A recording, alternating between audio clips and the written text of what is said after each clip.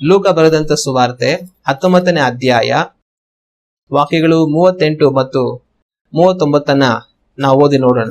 ಕರ್ತನ ಹೆಸರಿನಲ್ಲಿ ಬರುವ ಅರಸನಿಗೆ ಆಶೀರ್ವಾದ, ಪರಲೋಕದಲ್ಲಿ ಮಂಗಳ, ಮೇಳನ ಲೋಕಗಳಲ್ಲಿ ಮಹಿಮೆ ಎಂದು ಮಹಾಶಬ್ದದಿಂದ ದೇವರನ್ನು ಕೊಂಡಾಡುವುದಕ್ಕೆ ತೊಡಗಿದರು. ಶಿಷ್ಯಂದರು ಯೇಸು ಕ್ರಿಸ್ತನ ಹಿಂದೆ ಮುಂದೆ ಇದ್ದಂತ ಜನಗಳೆಲ್ಲ ಬಹಳ ದೊಡ್ಡ ಶಬ್ದದಿಂದ ದೇವರನ್ನ ಕೊಂಡಾಡ್ತಾ ಇರ್ತಾರೆ. ಅರಸನಿಗೆ ಆಶೀರ್ವಾದ, ಈತನೇ ನಮ್ಮ ಅರಸ ಅಂತೆಲ್ಲ ಹೇಳ್ತಾ ಇರ್ತಾರೆ. ಹಂಗಿರುವಾಗ ಏನಾಗುತ್ತೆ ಅಂದ್ರೆ 39ನೇ ವಾಕ್ಯದಲ್ಲಿ, ಜನರ ಗುಂಪಿನೊಳಗಿದ್ದ ಫರಿಸಾಯರಲ್ಲಿ ಕೆಲವರು ಆತನಿಗೆ, ಬೋಧಕನೇ, ನಿನ್ನ ಶಿಷ್ಯರನ್ನು ಗದರಿಸು ಎಂದು ಹೇಳಿದ್ದಕ್ಕೆ. ಆಗೇನಾಗುತ್ತೆ, ಆ ಗುಂಪಲ್ಲಿ ಕೆಲವರು ಫರಿಸಾಯರುಗಳು ಇರ್ತಾರೆ. ಇವ್ರೇನ್ ಮಾಡ್ತಾರೆ ಅಂತಂದ್ರೆ, ಈ ಜನಗಳು ಯೇಸು ಕ್ರಿಸ್ತನ ಶಿಷ್ಯಂದ್ರೆಲ್ಲ ಸೇರಿ ಈತನೇ ಹೊಸನ್ನ, ಈತನೇ ದಾವಿದನ ಕುಮಾರನು, ಅರಸನು, ದಾವಿದನ ರಾಜ್ಯ ಬರುತ್ತೆ ಹಿಂಗಂತೆಲ್ಲ ಅವರು ಕೇಳ್ಕೊಂಡ್ ಬರ್ತಾ ಇರುವಾಗ ಇವ್ರಿಗೆಲ್ಲ ಏನಾಗುತ್ತೆ ಅಂದ್ರೆ ಅದನ್ನ ಕೇಳಿ ಸಹಿಸೋದಕ್ಕೆ ಆಗೋದಿಲ್ಲ. ಈ ಫರಿಸಾಯರುಗಳಿಗೆ ಅದನ್ನ ಕೇಳಿ ಸಹಿಸ್ಕೊಳ್ಳೋದಕ್ಕೆ ಆಗೋದಿಲ್ಲ. ಕಾರಣ ಏನಂತಂದ್ರೆ, ಈ ಜನಗಳೆಲ್ಲ ಏನ್ ಮಾಡ್ತಾ ಇದಾರೆ, ಯೇಸು ಕ್ರಿಸ್ತನನ್ನ ರಾಜನಾಗಿ ಮಾಡ್ತಾ ಇದ್ದಾರೆ. ಈ ಫರಿಸಾಯರುಗಳಿಗೆ ಏನಂತಂದ್ರೆ, ಆತನ ರಾಜನಾಗಿ ಬಿಂಬಿಸಲ್ಪಡೋದು ಇವ್ರಿಗೆ ಇಷ್ಟ ಇಲ್ಲ. ಬಹುಶಃ ಆತನೊಂದು ಪ್ರವಾದಿಯಾಗಿ ಇವ್ರು ಒಪ್ಪಿಕೊಳ್ಳೋದಕ್ಕೆ ಸಿದ್ಧರಿದ್ದಾರೆ. ಒಂದು ಒಳ್ಳೆ ರಬ್ಬಿಯಾಗಿ, ಇಬ್ರಿಯ ಭಾಷೆ ರಬ್ಬಿ ಅಂತಂದ್ರೆ ಗುರು ಅಂತ ಹೇಳಿ, ಒಂದು ಒಳ್ಳೆ ಬೋಧಕನಾಗಿ, ಒಂದು ಒಳ್ಳೆ ಗುರುವಾಗಿ ಆತನನ್ನು ಒಪ್ಪಿಕೊಳ್ಳೋದಕ್ಕೆ ಇವ್ರಿಗೆ ಇಷ್ಟ ಇದೆ. ಆದ್ರೆ ಯಾವುದೇ ಕಾರಣಕ್ಕೂ ಆತನನ್ನ ರಾಜ ಅಂತ ಒಪ್ಪಿಕೊಳ್ಳೋದಕ್ಕೆ ಇವ್ರಿಗೆ ಇಷ್ಟ ಇಲ್ಲ, ಮೇಸಿಯ ಅಂತ ಒಪ್ಪಿಕೊಳ್ಳೋದಕ್ಕೆ ಇವ್ರಿಗೆ ಇಷ್ಟ ಇಲ್ಲ. ಕಾರಣ ಏನಂತಂದ್ರೆ, ಇವರು ಯೇಸು ಕ್ರಿಸ್ತನನ್ನ ಅಂಗೀಕರಿಸಲಿಲ್ಲ. ಈ ಫರಿಸಾಯರುಗಳಿಗೂ ಶಾಸ್ತ್ರಿಗಳಿಗೂ ಇವರಿಗೂ ಸಹ ಮೇಸಿಯ ಬರ್ತಾರೆ, ರಕ್ಷಕನ್ ಬರ್ತಾರೆ ಅನ್ನುವಂಥದ್ದು ಇವ್ರಿಗೂ ತಿಳಿದಿತ್ತು. ಅವ್ರನ್ನ ಇವರು ಕೂಡ ಎದುರು ನೋಡ್ತಾ ಇದ್ರು. ಆದ್ರೆ ಈ ಫರಿಸಾಯರು ಎಂತ ಮೇಸಿಯವನ್ನ, ರಕ್ಷಕನನ್ನ ಎದುರು ನೋಡ್ತಾ ಇದ್ರು ಅಂತಂದ್ರೆ, ಇವರನ್ನ ಒಪ್ಪಿಕೊಳ್ಳುವಂತವ್ರನ್ನ ಎದುರು ನೋಡ್ತಾ ಇದ್ರು. ಜನಗಳು ಒಂದು ಮೇಸಿಯನ್ನ ಎದುರು ನೋಡ್ತಾ ಇದ್ರು. ಜನಗಳು ಎದುರು ನೋಡಿದ ಮೇಸಿಯ ಎಂತವ್ರು ಅಂದ್ರೆ, ಈ ರೋಮ್ ಸಾಮ್ರಾಜ್ಯದಿಂದ ಅವ್ರನ್ನ ಬಿಡಿಸುವಂತವ್ರು.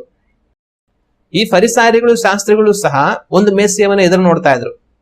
ಆ ಮೇಸಿಯ ಎಂತವ್ರು ಅಂತಂದ್ರೆ, ಇವ್ರು ಮಾಡೋ ಅಕ್ರಮಗಳನ್ನೆಲ್ಲ ಖಂಡಿಸ್ದಿರಾ, ಇವ್ರು ಏನೇ ಮಾಡ್ತಾ ಇದ್ರು ನೀವ್ ಮಾಡೋದೆಲ್ಲ ಸರಿ ಅಂತ ಹೇಳ್ಕೊಂಡು ಇವ್ರ ಜೊತೆ ಸೇರ್ಕೊಂಡು, ಇವ್ರು ಒಳ್ಳೆಯವರಂತ ಸಾಕ್ಷಿ ಕೊಟ್ಕೊಂಡು, ಇವ್ರು ಮಾಡಿರುವಂತ ಪದ್ಧತಿಗಳು, ಕಾನೂನುಗಳು, ಇವರ ಎಲ್ಲಾ ವಾಡಿಕೆಗಳು ಎಲ್ಲ ಸರಿ ಅಂತ ಹೇಳ್ಕೊಂಡು ಇವ್ರನ್ನ ಬೆಂಬಲಿಸ್ಕೊಂಡು ಅವ್ರು ಮೇಸಿಯ ಅಂತ ಜನಗಳಿಗೆ ಹೇಳ್ಕೊಂಡು ಓಡಾಡ್ಕೊಂಡು ಅಂತ ಮೇಸಿಯವನ್ನ ಇವ್ರ ಎದುರು ನೋಡ್ತಾ ಇದ್ರು. ಇವರು ಎಲ್ಲಾ ತರ ಇವ್ರಿಗೆ ಸಮಾಧಾನ ಆಗುವಂತ ಮೇಸಿಯ.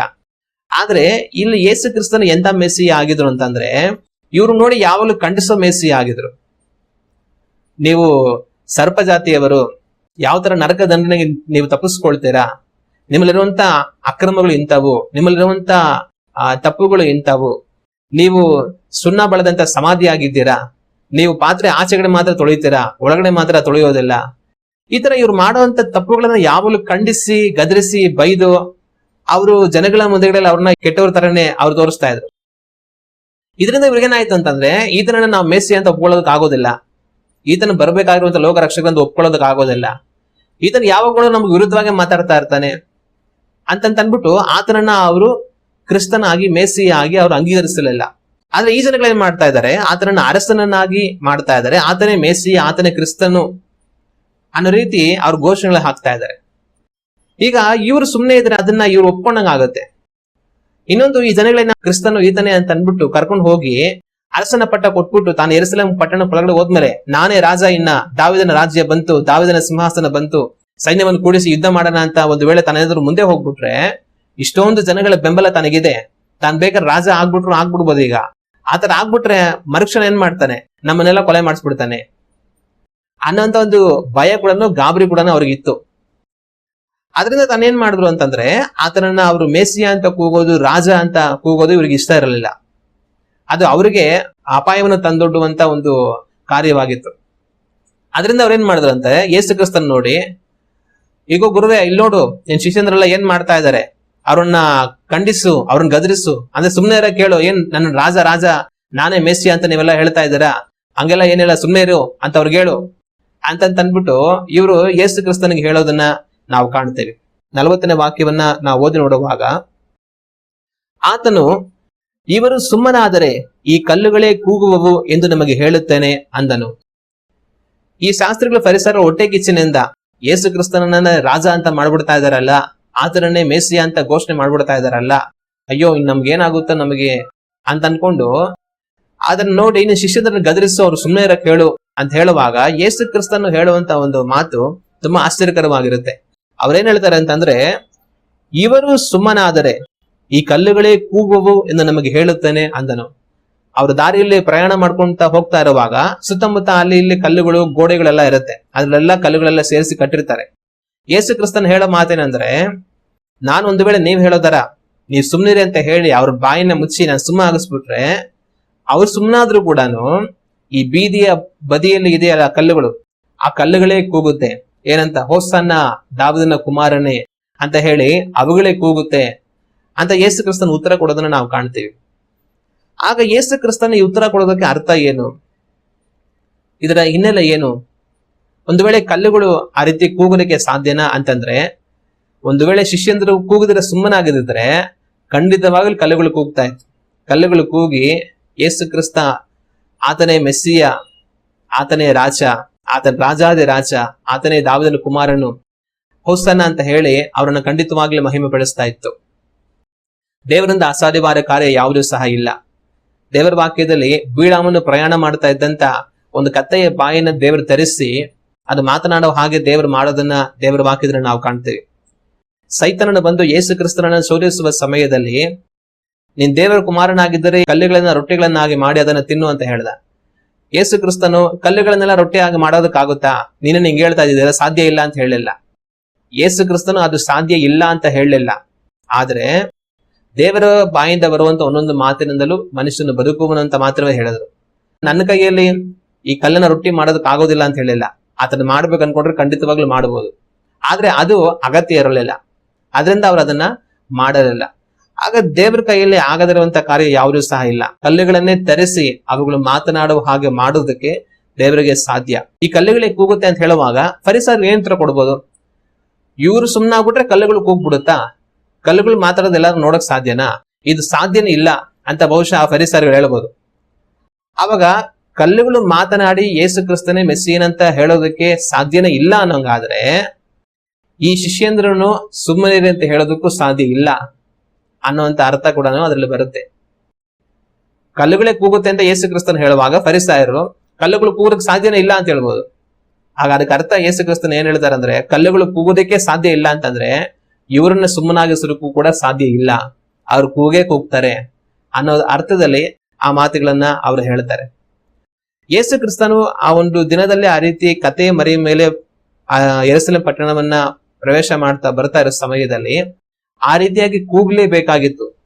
ಯೇಸು ಕ್ರಿಸ್ತನೇ ನಮ್ಮನ್ನು ರಕ್ಷಿಸು, ದಾವೀದನ ಕುಮಾರನೇ ನಮ್ಮನ್ನು ರಕ್ಷಿಸು, ನೀನೇ ನಮ್ಮ ಅರಸನು, ದಾವೀದನ ರಾಜ್ಯ ಬರುತ್ತೆ ಅಂತ ಆತನು ಅರಸನಂತ ಹೇಳಿ ಕೂಗಲೇಬೇಕಾಗಿತ್ತು. ಆತನನ್ನು ಆ ರೀತಿಯಾಗಿ ಸ್ವಾಗತ ಮಾಡ್ಲೇಬೇಕಾಗಿತ್ತು. ಅದು ದೇವರ ಚಿತ್ತವಾಗಿತ್ತು. ಅದು ದೇವರ ಚಿತ್ತವಾಗಿ ಅದು ಆಗಲೇ ಬೇಕಾಗಿರುವಂತಹ ಕಾರ್ಯವಾಗಿರುವುದರಿಂದ ಅದು ಪ್ರವಾದನೆಯ ನೆರವೇರುವಿಕೆ ಆಗಿತ್ತು. ಅದು ಪ್ರವಾದನೆಯ ನೆರವೇರಿಕೆ ಆಗಿರೋದ್ರಿಂದ ಆ ದಿನದಲ್ಲಿ ಶಿಷ್ಯಂದರು ಆ ರೀತಿಯಾಗಿ ಕೂಗಲೇಬೇಕಾಗಿತ್ತು. ಒಂದು ವೇಳೆ ಬಲವಂತ ಪಡಿಸಿ ಶಾಸ್ತ್ರಿಗಳು ಫರಿಸಾಯರುಗಳು ಯಾರೋ ಹೊಟ್ಟೆ ಕಿಚ್ಚಿಕೊಟ್ಟು ಅವ್ರ ಬಾಯಿನ ಮುಚ್ಚಿಸುವಂತ ಪ್ರಯತ್ನ ಮಾಡಿದ್ರು ಕೂಡ ದೇವರು ಕಲ್ಲುಗಳ ಬಾಯಿನ ತರಿಸಿ ಅದನ್ನ ಹೇಳಿಸಿರೋರು. ಹಲ್ಲೆಲೂಯಾ. ಕಾರಣ ಆ ದಿನದಲ್ಲಿ ನಡೆದಂತ ಒಂದು ಘಟನೆ ಅದು ಆಕಸ್ಮಿಕವಾಗಿ ನಡೆದಂತ ಒಂದು ಘಟನೆಯಲ್ಲ. ಅದು ದೇವರು ಮಾಡಿರುವಂತ ವಾಗ್ದಾನಗಳ ನೆರವೇರುವಿಕೆ ಆಗಿತ್ತು. ಪ್ರಾಯದ ಕತ್ತೆಯ ಮರೆಯನ್ನು ಏರಿ ಈಗೋ ಅರಸನು ಬರುತ್ತಾನೆ ಅಂತ ಯೇಸು ಕ್ರಿಸ್ತನ ಕುರಿತಾಗಿ ಮೊದಲೇ ಪ್ರವಾದನೆ ನುಡಿಯಲ್ಪಟ್ಟಿತ್ತು. ಆ ಪ್ರವಾದನೆ ನೆರವೇರ್ತಾ ಇರುವಾಗ ಅದು ಎಲ್ಲರಿಗೆ ಸೂಚನೆಯಾಗಿ ಗೊತ್ತಾಗ್ಬೇಕು. ಈಗೋ ಈತನೇ ಆತನು, ವಾಕ್ಯದಲ್ಲಿ ಬರೆಯಲ್ಪಟ್ಟಿರುವಂತ ಆ ರಾಜನು ಈತನೇ, ಕತ್ತೆಯ ಮರೆಯ ಮೇಲೆ ಏರಿ ಬರ್ತಾ ಇದ್ದಾನೆ ಅನ್ನೋದು ಆ ಜನಗಳಿಗೆ ಸಾಕ್ಷಿ ಆಗಬೇಕಾಗಿತ್ತು. ಆ ಸಾಕ್ಷಿ ಆಗೋದಕ್ಕೆ ಆ ಸಮಯದಲ್ಲಿ ಆ ಒಂದು ಕೂಗು, ಆ ಒಂದು ಘೋಷಣೆ ಅಲ್ಲಿ ಬರಲೇಬೇಕಾಗಿತ್ತು. ಅದು ದೇವರ ಚಿತ್ತವಾಗಿತ್ತು. ಅದರಿಂದ ಶಿಷ್ಯಂದರು ಆ ದಿನದಲ್ಲಿ ಕೂಗಿದ್ರು. ಒಂದು ವೇಳೆ ಅದು ಅವರು ಕೂಗದ ಹಾಗೆ ತಡೆದಿದ್ರು, ಕಲ್ಲುಗಳೇ ಬಾಯಿ ತೆರೆದು ಅದನ್ನ ಕೂಗ ಹಾಗೆ ದೇವರು ಮಾಡ್ತಾ ಇದ್ರು. ಯೇಸು ಕ್ರಿಸ್ತನ ಅವರು ಸೇವೆ ಮಾಡ್ತಾ ಇದ್ದಂತ ಕಾಲದಲ್ಲೆಲ್ಲ ಎಷ್ಟೋ ಸಮಯದಲ್ಲಿ ಏನಾಗುತ್ತೆ, ಜನಗಳು ಆತನೇ ಮೆಸ್ಸಿಯ ಅಂತ ಹೇಳ್ತಾರೆ. ದೆವ್ವಗಳು ಸಹ ಈತನೇ ದೇವರು ಪ್ರತಿಷ್ಠಿಸಿದವನು, ಈತನೇ ಕ್ರಿಸ್ತನು ಅಂತ ಹೇಳುತ್ತೆ. ಆದ್ರೆ ಯೇಸು ಕ್ರಿಸ್ತನ ಸೇವೆ ಮಾಡ್ತಾ ಇದ್ದಂತ ದಿನಗಳಲ್ಲೆಲ್ಲ ಆ ರೀತಿ ಹೇಳುವಂತ ದೆವ್ವಗಳನ್ನ ಗದರಿಸಿ ಹಾಗೆ ಓಡಿಸ್ಬಿಡ್ತಾ ಇದ್ರು. ಮತ್ತೆ ಆ ರೀತಿಯಾಗಿ ಹೇಳುವಂತ ಜನಗಳು ನೀನೇ ಕ್ರಿಸ್ತನು, ನೀನೇ ಬರಬೇಕಾಗಿರುವಂತ ರಕ್ಷಕನು ಎಂಬುದಾಗಿ ಹೇಳಿ ಜನಗಳು ಹೇಳುವಂತ ಸಮಯದಲ್ಲಿ ಇದನ್ನ ಯಾರಿಗೂ ಹೇಳಬೇಡಿ, ಇದನ್ನ ಯಾರಿಗೂ ಹೇಳಬೇಡಿ ಅಂತ ಅವ್ರು ಹೇಳಿದ್ರು. ಜನಗಳೇ ಆತನನ್ನ ಹಿಡಿದುಕೊಂಡು ಹೋಗಿ ಅರಸನನ್ನಾಗಿ ಮಾಡಬೇಕಂತ ಬರ್ತಾರೆ. ತಾನು ರೊಟ್ಟಿಯನ್ನ ಮೀನನ್ನ ಬಹಳವಾಗಿ ಹೆಚ್ಚು ಮಾಡಿ ಜನಗಳಿಗೆಲ್ಲ ಹಂಚಿಕೊಡುವಾಗ ಎಲ್ಲಾ ತಿಂದ್ಬಿಟ್ಟು ಏನ್ ಮಾಡ್ತಾರೆ ಅಂತಂದ್ರೆ, ಬನ್ನಿ ಇವ್ರನ್ನ ಕರ್ಕೊಂಡೋಗಿ ನಮ್ ರಾಜ ಮಾಡ್ಬಿಡೋಣ, ಇವ್ರು ನಮ್ ರಾಜ ಬಂದ್ಬಿಟ್ರೆ ನಮಗ್ ಊಟಕ್ಕೆ ತೊಂದರೆನೇ ಇಲ್ಲ. ಯೋಸೆಫ್ ಹೆಂಗೆ ಎಲ್ಲಾರ್ಗು ಊಟ ಕೊಡ್ತಾ ಇದ್ದ ಹಂಗೆ ಯೇಸು ಕ್ರಿಸ್ತನ ಎಲ್ಲಾರ್ಗು ಊಟ ಕೊಡ್ತಾ ಇರ್ತಾರೆ, ನಮಗೆ ಸಮಸ್ಯೆನೇ ಇರೋದಿಲ್ಲ, ಆಹಾರಕ್ಕೆ ತೊಂದರೆನೇ ಇರಲ್ಲ, ಬನ್ನಿ ಇದನ್ನ ಕರ್ಕೊಂಡೋಗಿ ರಾಜ ಮಾಡ್ಬಿಡೋಣ ಅಂತ ಹಿಡ್ಕೊಂಡೋಗಿ ರಾಜ ಮಾಡೋದಕ್ಕಿದ್ರು. ಆದ್ರೆ ಯೇಸು ಕ್ರಿಸ್ತನು ಅಲ್ಲಿಂದ ತಪ್ಪಿಸ್ಕೊಂಡು ಅವರು ಹೊರಟು ಹೋದ್ರು ಅಂತ ದೇವರ ವಾಕ್ಯದಲ್ಲೇ ಇದೆ. ಆಗ ಯೇಸು ಕ್ರಿಸ್ತನು ಅವರು ಸೇವೆ ಮಾಡ್ತಾ ಇದ್ದಂತ ಕಾಲಗಳಲ್ಲೆಲ್ಲ ದೆವ್ವಗಳು ನೀನೇ ಕ್ರಿಸ್ತನ್ ಅಂತ ಹೇಳಿದ್ರು ಕೂಡ ಸುಮ್ನೆ ಇರಿ ಮಾತಾಡಬೇಡಿ ಅಂತ ದೆವ್ವಗಳು ನೋಡಿಸ್ಬಿಡ್ತಾ ಇದ್ರು. ಮನುಷ್ಯರು ಕೆಲವರು ನೀನೇ ಯೇಸು ಕ್ರಿಸ್ತನು ಮೆಸ್ಸಿಯಾ ಅಂತ ಹೇಳ್ತಾ ಇದ್ರು ಕೂಡ ಅವ್ರಿಗೂ ಸುಮ್ನೆ ಇರಿ ಮಾತಾಡಬೇಡಿ ಅಂತ ಹೇಳ್ತಾ ಇದ್ರು.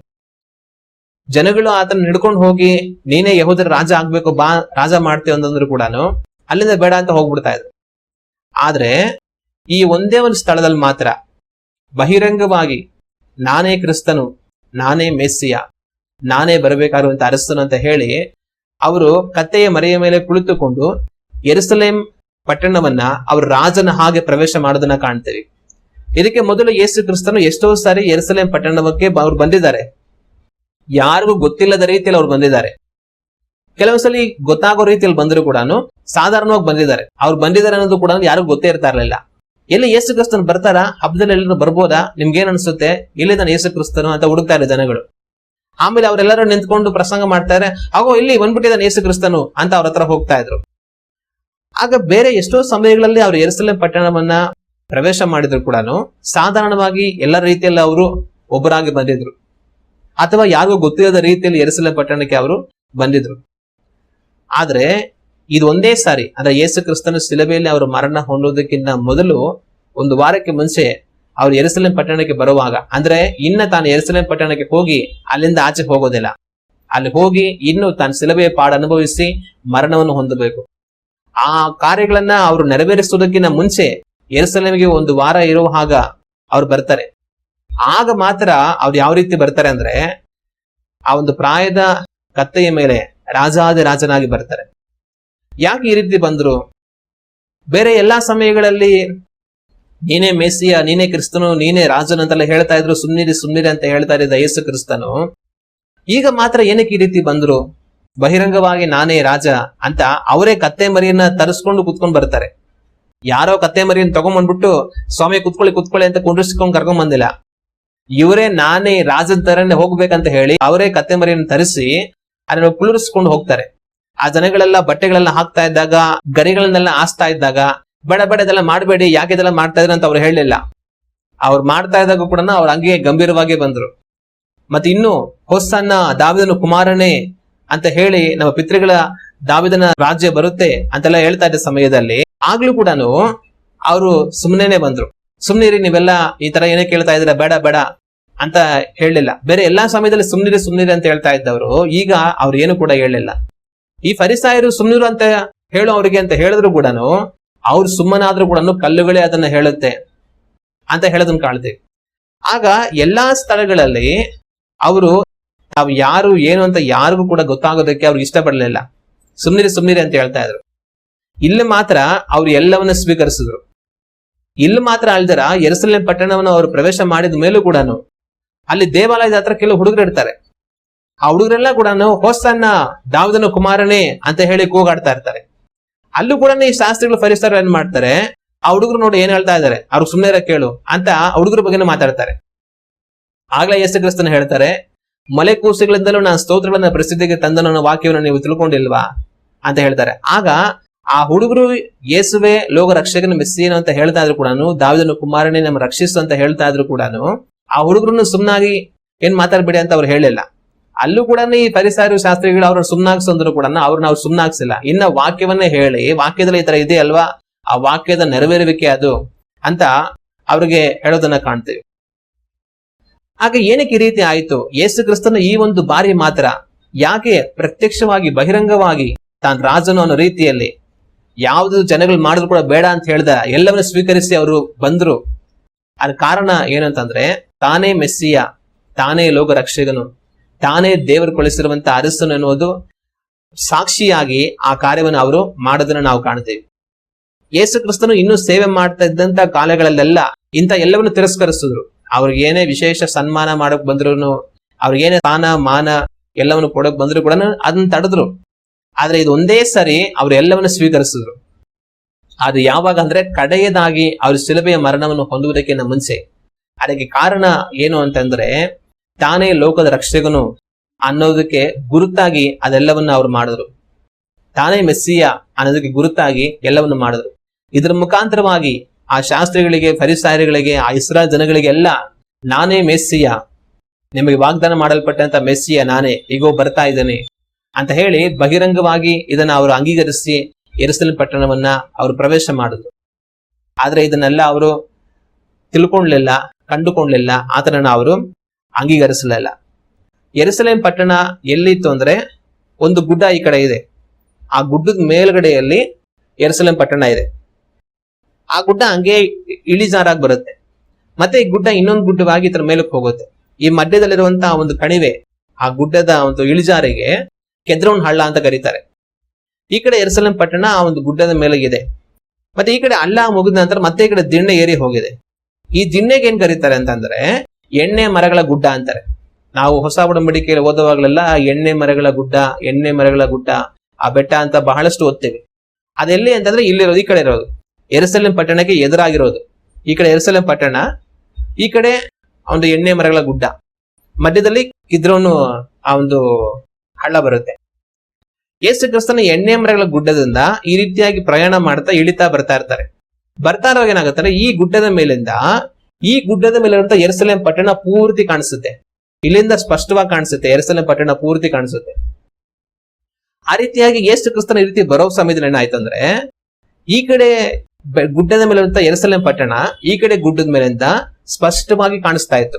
ಪಟ್ಟಣ ಪೂರ್ತಿ ಕಾಣಿಸ್ತಾ ಇತ್ತು. ಆ ಪಟ್ಟಣ ಪೂರ್ತಿ ಕಾಣಿಸ್ತಾ ಇರುವಾಗ ಅಲ್ಲಿ ಯೇಸು ಕ್ರಿಸ್ತನ ಏನ್ ಮಾಡ್ತಾರೆ, ಒಂದ್ ಕ್ಷಣ ನಿಂತ್ಕೊಂತಾರೆ. ನಿಂತ್ಕೊಂಡು ಅಲ್ಲಿ ಒಂದು ಘಟನೆ ನಡೆಯುತ್ತೆ. ಅದನ್ನ ಈಗ ನಾವು ಧ್ಯಾನ ಮಾಡೋಣ.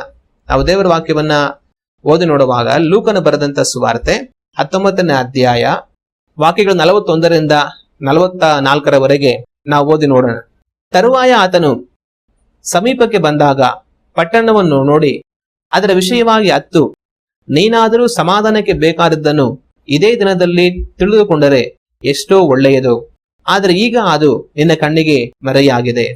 ದೇವರು ನಿನಗೆ ದರ್ಶನ ಕೊಟ್ಟ ಸಮಯವನ್ನು ನೀನು ತಿಳಿದುಕೊಳ್ಳಲಿಲ್ಲವಾದದ್ದರಿಂದ ನಿನ್ನ ವೈರಿಗಳು ಒಡ್ಡು ಕಟ್ಟಿ ನಿನ್ನ ಸುತ್ತಲೂ ಮುತ್ತಿಗೆ ಹಾಕಿ ಎಲ್ಲಾ ಕಡೆಗಳಲ್ಲಿಯೂ ನಿನ್ನನ್ನು ಬಂದು ಮಾಡಿ ನಿನ್ನನ್ನು, ನಿನ್ನೊಳಗಿರುವ ನಿನ್ನ ಜನರನ್ನು ನಿರ್ಮೂಲ ಮಾಡಿ ನಿನ್ನಲ್ಲಿ ಕಲ್ಲಿನ ಮೇಲೆ ಕಲ್ಲು ನಿಲ್ಲದಂತೆ ಮಾಡುವ ದಿವಸಗಳು ನಿನ್ನ ಮೇಲೆ ಬರುವವು ಅಂದನು. ಈ ರೀತಿ ಎಣ್ಣೆ ಮರಗಳ ಗುಡ್ಡದ ಮೇಲೆ ದಾರಿಯಿಂದ ಅವ್ರು ಬರ್ತಾ ಇರ್ತಾರೆ. ಬರ್ತಾ ಇರುವಾಗ ಏನಾಗುತ್ತೆ, ಈ ಕಡೆ ಗುಡ್ಡದ ಮೇಲೆ ಇರುವಂತ ಯೆರೂಸಲೇಮ್ ಪಟ್ಟಣ ಪೂರ್ತಿಯಾಗಿ ಕಾಣಿಸುತ್ತೆ. ಕಾಣಿಸುವಾಗ ಏನಾಗುತ್ತೆ, ಇಲ್ಲಿ ಒಂದು ಕ್ಷಣ ಅವ್ರು ನಿಂತ್ಕೊಂತಾರೆ. ನಿಂತ್ಕೊಂಡು ಯೆರೂಸಲೇಮ್ ಪಟ್ಟಣವನ್ನ ಈ ಕಡೆ ಗುಡ್ಡದಿಂದ ಆ ಕಡೆ ಗುಡ್ಡದ ಮೇಲೆ ಇರುವಂತ ಯೆರೂಸಲೇಮ್ ಪಟ್ಟಣವನ್ನ ಅವ್ರು ಪೂರ್ತಿಯಾಗಿ ನೋಡ್ತಾರೆ. ಎಣ್ಣೆ ಮರಗಳ ಗುಡ್ಡ ಸ್ವಲ್ಪ ಎತ್ತರ ಇದೆ, ಯೆರೂಸಲೇಮ್ ಪಟ್ಟಣ ಇರುವಂತ ಗುಡ್ಡ ಸ್ವಲ್ಪ ಕೆಳಗಡೆ ಇದೆ. ಅವಾಗ ಏನಾಗುತ್ತೆ, ಮೇಲ್ಗಡೆಯಿಂದ ಹಿಂಗ್ ಕೆಳಗಡೆ ನೋಡುವಾಗ ಅದು ಪೂರ್ತಿ ಕಾಣಿಸುತ್ತೆ. ಆ ರೀತಿ ಅವರು ಯೆರೂಸಲೇಮ್ ಪಟ್ಟಣ ಸ್ಪಷ್ಟವಾಗಿ ಅವ್ರಿಗೆ ಕಾಣಿಸ್ತಾ ಇರುವಾಗ ಒಂದು ಕ್ಷಣ ಆ ಪ್ರಯಾಣ ಮಾಡಿ ಬರ್ತಾ ಇದ್ದಂತವ್ರು, ಯೆರೂಸಲೇಮ್ ಪಟ್ಟಣದ ದಾರಿ ಹೋಗ್ತಾ ಇದ್ದಂತವ್ರು ಆ ಎಣ್ಣೆ ಮರಗಳ ಗುಡ್ಡದ ಮೇಲೆ ನಿಂತ್ಕೊಳ್ತಾರೆ. ನಿಂತ್ಕೊಂಡು ಏನ್ ಮಾಡ್ತಾರೆ, ಯೇಸು ಕ್ರಿಸ್ತನು ಕಣ್ಣೀರು ಸುರಿಸ್ತಾರೆ.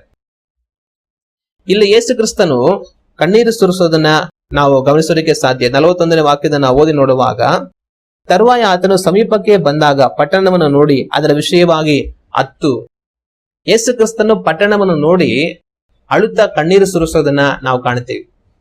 ಆದ್ರೆ ಈಗ ಅಲ್ಲಿ ಪರಿಸ್ಥಿತಿ ಯಾವ ತರ ಇದೆ ಅಂತಂದ್ರೆ, ಹಿಂದೆ ಮುಂದೆ ಬೇಕಾದಷ್ಟು ಜನ ಇದ್ದಾರೆ, ದೊಡ್ಡ ಗುಂಪು ಜನಗಳು ತನ್ನ ನೀನೇ ರಾಜ, ನೀನೇ ಮೆಸ್ಸಿಯ, ನೀನೇ ಲೋಕ ರಕ್ಷಕ ಅಂತ ಹೇಳಿ ಅವ್ರನ್ನ ಕರ್ಕೊಂಡ್ ಬರ್ತಾ ಇರೋದ ಸಮಯದಲ್ಲಿ ಎಷ್ಟೊಂದು ದೊಡ್ಡ ಕೂಗಾಟ, ಹರ್ಷ, ಆನಂದ. ಆ ದಾರಿಯಲ್ಲೆಲ್ಲ ಬಟ್ಟೆಗಳು ಹಾಸೋದು, ಗರಿಗಳನ್ನ ಹಾಸೋದು, ಜನಗಳಲ್ಲೆಲ್ಲ ಒಂದೇ ಹರ್ಷ. ಈಗೋ ನಮ್ಮ ರಾಜ ಬಂದ್ಬಿಟ್ರು, ಇನ್ನ ನಮ್ಮನ್ನ ಬಿಡಿಸ್ಬಿಡ್ತಾರೆ, ನಮ್ ಕಷ್ಟ ಎಲ್ಲ ಇನ್ ಪರಿಹಾರ ಆಗ್ಬಿಡುತ್ತೆ ಅನ್ನೋ ದೊಡ್ಡ ನಿರೀಕ್ಷೆಯಲ್ಲಿ ಹರ್ಷಾನಂದದಿಂದ ಆ ಜನಗಳೆಲ್ಲ ಇದ್ದಾರೆ. ಆದ್ರೆ ಜನಗಳೆಲ್ಲ ಅಷ್ಟು ಹರ್ಷದಿಂದ ಆನಂದದಿಂದ ಅವ್ರಿದ್ರು ಕೂಡ ಯೇಸು ಕ್ರಿಸ್ತನು ಕಣ್ಣೀರಿನಲ್ಲಿದ್ದಾರೆ. ಆಗ ಯೇಸು ಕ್ರಿಸ್ತನು ಅಲ್ಲಿ ಕಣ್ಣೀರು ಹಾಕೋದಕ್ಕೆ ಕಾರಣ ಏನು? ಅವರು ಯೆರೂಸಲೇಮ್ ಪಟ್ಟಣವನ್ನು ನೋಡಿ ಕಣ್ಣೀರು ಹಾಕೋದನ್ನು ನಾವು ಕಾಣ್ತೇವೆ. ಅದಕ್ಕೆ ಕಾರಣ, ಇನ್ನು ಯೆರೂಸಲೇಮ್ ಪಟ್ಟಣಕ್ಕೆ ನಾನು ಹೋದ್ಮೇಲಿಂದ ಅಲ್ಲಿ ನನ್ನ ಹಿಡ್ಕೊಂಡು ಹೊಡಿತಾರೆ, ಗಾಯಪಡಿಸ್ತಾರೆ, ರಕ್ತ ಸುರಿಸ್ತಾರೆ, ನನ್ನ ಕೊಂದು ಹಾಕ್ತಾರೆ ಅನ್ನೋಂತ ಉದ್ದೇಶಕ್ಕೋಸ್ಕರ ಅವ್ರು ಕಣ್ಣೀರು ಸುರಿಸ್ತಾ ಇಲ್ಲ. ಯೇಸು ಕ್ರಿಸ್ತನು ತಾನು ಶಿಲುಬೆಯ ಪಾಡನ್ನು ಅನುಭವಿಸ್ತಾ ಇದ್ದಂತ ಸಮಯದಲ್ಲಿ ಕೆಲ ಹೆಂಗಸರು ದೂರದಲ್ಲಿ ನಿಂತ್ಕೊಂಡು ಅಳ್ತಾ ಇರ್ತಾರೆ. ಅಳ್ತಾ ಇರೋ ಸಮಯದಲ್ಲಿ, ನನಗಾಗಿ ನೀವು ಅಳಬೇಡಿರಿ, ನಿಮಗಾಗಿ ನಿಮ್ಮ ಮಕ್ಕಳಿಗಾಗಿ ಅಳಿರಿ, ಮುಂದೆ ನಿಮಗೇನ್ ಬರುತ್ತೆ ಅದಕ್ಕೋಸ್ಕರ ನೀವು ಅಳಿರಿ ಅಂತ ಅವ್ರಿಗೆ ಉತ್ತರ ಕೊಡೋದನ್ನ ನಾವು ಕಾಣ್ತೀವಿ. ಆಗ ಯೇಸು ಕ್ರಿಸ್ತನು ತಾನು ಅನುಭವಿಸಬೇಕಾದಂತ ಬಾಧೆಯನ್ನು ನೆನೆಸಿ ಅಲ್ಲಿ ಕಣ್ಣೀರು ಸುರಿಸಲಿಲ್ಲ. ಆದ್ರೆ ಯೆರೂಸಲೇಮ್ ಪಟ್ಟಣಕ್ಕೆ ಮುಂದೆ ಏನ್ ಬರುತ್ತೆ ಅದನ್ನ ನೆನೆಸಿ ಅವ್ರು ಕಣ್ಣೀರು ಸುರಿಸಿದ್ರು. ನಾವು ದೇವರ ವಾಕ್ಯದಲ್ಲಿ ಎಲಿಷಾ ಪ್ರವಾದಿಯನ್ನ ಕಾಣ್ತೇವೆ. ಈ ಎಲಿಷಾ ಪ್ರವಾದಿ ಹತ್ರಕ್ಕೆ ಅವನು ಸರಿ ಅರಾಮ್ಯರ ರಾಜನ ಸೈನ್ಯಾಧಿಪತಿ ಬರ್ತಾನೆ.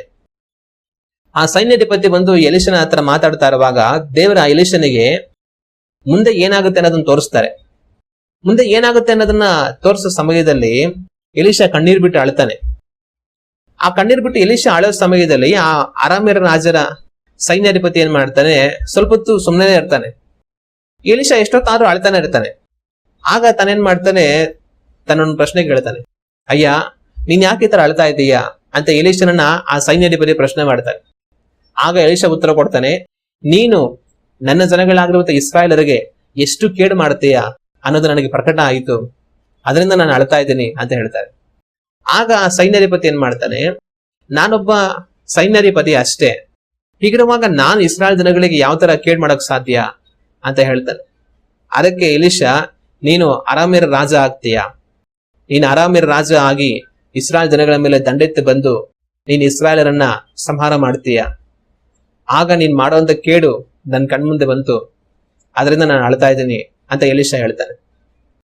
ಅದೇ ರೀತಿ ಎಲಿಷನು ಆ ಒಂದು ಸೈನ್ಯಾಧಿಪತಿ ಮುಂದೆ ಇಸ್ರಾಯೇಲ್ ಜನಗಳಿಗೆ ಮಾಡೋದನ್ನ ತನ್ನ ಕಣ್ಮುಂದೆ ಕಂಡು ತಾನು ಕಣ್ಣೀರು ಸುರಿಸ್ದ. ಇದೇ ರೀತಿ ಯೇಸು ಕ್ರಿಸ್ತನು ಆ ಯೆರೂಸಲೇಮ್ ಪಟ್ಟಣವನ್ನು ನೋಡಿ ಮುಂದೆ ಆ ಯೆರೂಸಲೇಮ್ ಪಟ್ಟಣದಲ್ಲಿ ಏನಾಗುತ್ತೆ ಅನ್ನೋದನ್ನ ನೆನೆಸಿ ಅದಕ್ಕೋಸ್ಕರ ಅವ್ರು ದುಃಖಪಟ್ಟು ಕಣ್ಣೀರು ಸುರಿಸಿದ್ರು. ಮುಂದೆ ಏನಾಗುತ್ತೆ ಅನ್ನೋದು ಕೂಡ ಅವ್ರು ಹೇಳಿದ್ರು. ಯೆರೂಸಲೇಮ್ ಪಟ್ಟಣವನ್ನು ನೋಡಿ ಅವ್ರು ಹೇಳುವಂತ ಒಂದು ಮಾತೇನಂತಂದ್ರೆ, 42ನೇ ವಾಕ್ಯದಿಂದ ನಾವು ಓದಿ ನೋಡುವಾಗ, ನೀನಾದರೂ ಸಮಾಧಾನಕ್ಕೆ ಬೇಕಾದದ್ದನ್ನು ಇದೇ ದಿನದಲ್ಲಿ ತಿಳಿದುಕೊಂಡರೆ ಎಷ್ಟೋ ಒಳ್ಳೆಯದು, ಆದರೆ ಈಗ ಅದು ನಿನ್ನ ಕಣ್ಣಿಗೆ ಮರೆಯಾಗಿದೆ. ಸಮಾಧಾನಕ್ಕೆ ಬೇಕಾದದ್ದನ್ನ ನೀನು ತಿಳಿದುಕೊಂಡಿದ್ರೆ ನಿನಗೆ ಎಷ್ಟೋ ಒಳ್ಳೇದಾಗಿರ್ತಾ ಇತ್ತು. ಆದ್ರೆ ಯೆರೂಸಲೇಮ್ ಪಟ್ಟಣವೇ ನೀನು ಸಮಾಧಾನಕ್ಕೆ ಬೇಕಾದದ್ದನ್ನ ತಿಳಿದುಕೊಳ್ಳಲಿಲ್ಲ. ಅಂದ್ರೆ ನೀನು ಸಮಾಧಾನಕ್ಕೆ ಬೇಕಾಗಿರುವ ಆತನು ನಿನ್ನ ಕರ್ತನಾದ ದೇವರು, ಆತನನ್ನ ನೀನು ಹಿಡಿದುಕೊಳ್ಳಲಿಲ್ಲ. ಆತನ ವಾಕ್ಯವನ್ನ ಕೈಬಿಟ್ಟೆ. ಆತನ ಕಳುಹಿಸಿದಂತ ಸೇವಕರುಗಳನ್ನ, ಪ್ರವಾದಿಗಳನ್ನ ನೀನು ಕೊಂದು ಹಾಕಿದೆ. ಈಗ ಆತನ ತನ್ನ ಒಬ್ಬನೇ ಮಗನನ್ನು ಕಳುಹಿಸಿಕೊಟ್ಟಿದ್ದಾನೆ, ತನ್ನನ್ನು ಸಹ ನೀನು ಕೊಂದು ಹಾಕ್ತೀಯ. ಸಮಾಧಾನಕ್ಕೆ ಬೇಕಾದದ್ದನ್ನ ನೀನು ಹಿಡಿದುಕೊಡಲಿಲ್ಲ ಅಂತ ಅವ್ರು ಹೇಳೋದನ್ನ ನಾವು ಕಾಣ್ತೇವೆ. ಆದ್ರೆ ಈಗ ಅದು ನಿನ್ನ ಕಣ್ಣಿಗೆ ಮರೆಯಾಗಿದೆ. ದೇವರು ನಿನಗೆ ದರ್ಶನ ಕೊಟ್ಟ ಸಮಯವನ್ನು ನೀನು ತಿಳಿದುಕೊಳ್ಳಲಿಲ್ಲವಾದದ್ದರಿಂದ, ಅಂದ್ರೆ ದೇವರು ನಿನಗೆ ದರ್ಶನ ಕೊಟ್ಟ ಸಮಯ ಅಂತ ಯೆರೂಸಲೇಮ್ ಪಟ್ಟಣಕ್ಕೆ ಅವ್ರು ಹೇಳ್ತಾರೆ. ಅಂತಂದ್ರೆ ದೇವರು ಕಳುಹಿಸಿಕೊಟ್ಟಂತ ಸೇವಕರು ಆತನ ವಾಕ್ಯವನ್ನ ಕೈಗೊಂಡು ನಡೆಯುವ ಹಾಗೆ, ಅವರಿಗೆ ಕ್ಷೇಮ ಉಂಟಾಗುವ ಹಾಗೆ ದೇವರು ಕಳುಹಿಸಿಕೊಟ್ಟಂತ ಸೇವಕರುಗಳು ಅವ್ರ ಮಾತುಗಳನ್ನ ಇವರು ಕೇಳಲಿಲ್ಲ. ದೇವರು ಕೊಟ್ಟಂತ ಕೃಪಾ ಕಾಲ ಅವಕಾಶಗಳನ್ನ ಅವ್ರ ಮನೆ ತಿರುಗೋದಕ್ಕೋಸ್ಕರ ಉಪಯೋಗಿಸಿಕೊಳ್ಳಲಿಲ್ಲ. ಕಡೆಗೆ ತನ್ನ ಒಬ್ಬನೇ ಕುಮಾರನನ್ನು ಕಳುಹಿಸಿಕೊಟ್ಟರು. ಆತನನ್ನೇ ಕೊಂದು ಹಾಕೋದಕ್ಕೆ ಅವರು ಸಿದ್ಧವಾಗಿದ್ದಾರೆ. ದೇವರು ನಿನ್ನನ್ನ ಸಂಧಿಸುವುದಕ್ಕೆ ಎಷ್ಟೋ ಅವಕಾಶಗಳನ್ನು ಕೊಟ್ಟರು, ಆದ್ರೆ ನೀನು ಎಲ್ಲಾ ಅವಕಾಶಗಳನ್ನ ಕೈ ಚೆಲ್ತಾ ಇದೀಯಾ. ಇದರಿಂದ ನಿನಗೆ ಏನಾಗುತ್ತೆ ಅಂತಂದ್ರೆ, ನಿನ್ನ ವೈರಿಗಳು ಒಡ್ಡು ಕಟ್ಟಿ ನಿನ್ನ ಸುತ್ತಲೂ ಮುತ್ತಿಗೆ ಹಾಕಿ ಎಲ್ಲಾ ಕಡೆಗಳಲ್ಲಿಯೂ ನಿನ್ನನ್ನು ಬಂದು ಮಾಡಿ, ನಿನ್ನನ್ನು, ನಿನ್ನೊಳಗಿರುವ ನಿನ್ನ ಜನರನ್ನು ನಿರ್ಮೂಲ ಮಾಡಿ, ನಿನ್ನಲ್ಲಿ ಕಲ್ಲಿನ ಮೇಲೆ ಕಲ್ಲು ನಿಲ್ಲದಂತೆ ಮಾಡುವ ದಿವಸಗಳು ನಿನ್ನ ಮೇಲೆ ಬರುವವು ಅಂದನು. ಅಂದ್ರೆ ಯೆರೂಸಲೇಮ್ ಪಟ್ಟಣ ಪೂರ್ತಿ ಸುತ್ತ ಪೌಳಿ ಗೋಡೆಯಿಂದ ಕಟ್ಟಲ್ಪಟ್ಟಿದೆ.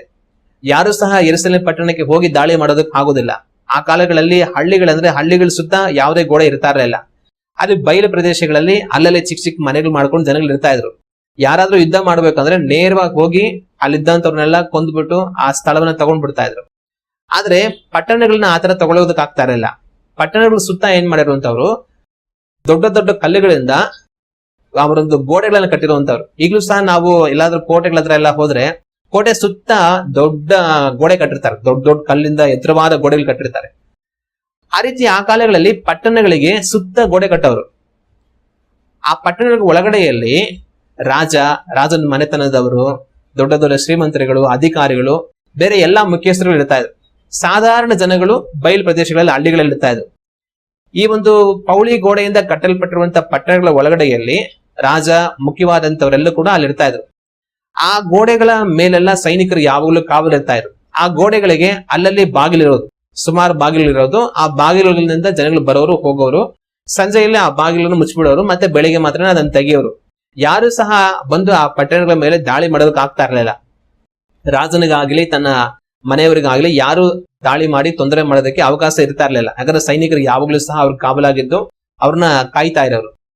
ಆದ್ರೆ ಇಂಥ ಪಟ್ಟಣಗಳನ್ನ ಶತ್ರು ದೇಶಗಳವ್ರು ವಶ ಮಾಡ್ಕೊಬೇಕು ಅಂತಂದ್ರೆ ಅವ್ರು ಬಂದು ಏನ್ ಮಾಡೋರು ಅಂದ್ರೆ, ಆ ಒಂದು ಪಟ್ಟಣದಿಂದ ಆಚೆ ಬರುವಂತ ದಾರಿ, ಪಟ್ಟಣಕ್ಕೆ ಹೋಗುವಂತ ದಾರಿಗಳು ಇರ್ತಾ ಇತ್ತು. ಆ ದಾರಿಗಳೆಲ್ಲ ಮುಚ್ಚಿಬಿಡೋರು. ಆ ದಾರಿಗಳಲ್ಲೆಲ್ಲ ಇವರು ನಿಂತ್ಕೊಂಡ್ಬಿಟ್ಟು ಯಾರು ಒಳಗಡೆ ಹೋಗೋದಕ್ಕೆ ಬಿಡ್ತಾ ಇರ್ಲಿಲ್ಲ, ಯಾರು ಆಚೆ ಬರೋಕ್ಕೂ ಆಗ್ತಾ ಇರ್ಲಿಲ್ಲ. ಆಚೆ ಬಂದ್ರೆ ಏನಾಗುತ್ತೆ, ಇವ್ರು ಸಾಯಿಸ್ತಾರೆ. ಒಳಗಡೆ ಹೋಗ್ಬೇಕಂದ್ರೆ ಯಾರಿಗೂ ಆಗೋದಿಲ್ಲ. ಈ ತರ ದಾರಿಗಳನ್ನೆಲ್ಲ ಬಂದ್ ಮಾಡ್ಬಿಡೋರು. ಇದರಿಂದ ಏನಾಗ್ತಾ ಇತ್ತು ಅಂದ್ರೆ, ಇನ್ನ ಆ ಪಟ್ಟಣದ ಗೋಡೆ ಒಳಗಡೆ ಇರುವಂತ ಜನಗಳು ಅಲ್ಲೇ ಇರಬೇಕು, ಅದರಿಂದ ಆಚೆ ಬರೋ ಹಾಗಿಲ್ಲ. ಆಗ ದಿನಗಳು ಕಳೀತಾ ಏನಾಗ್ತಾ ಇತ್ತು, ಪಟ್ಟಣದ ಒಳಗಡೆ ಊಟ ಇರ್ತಾ ಇರ್ಲಿಲ್ಲ.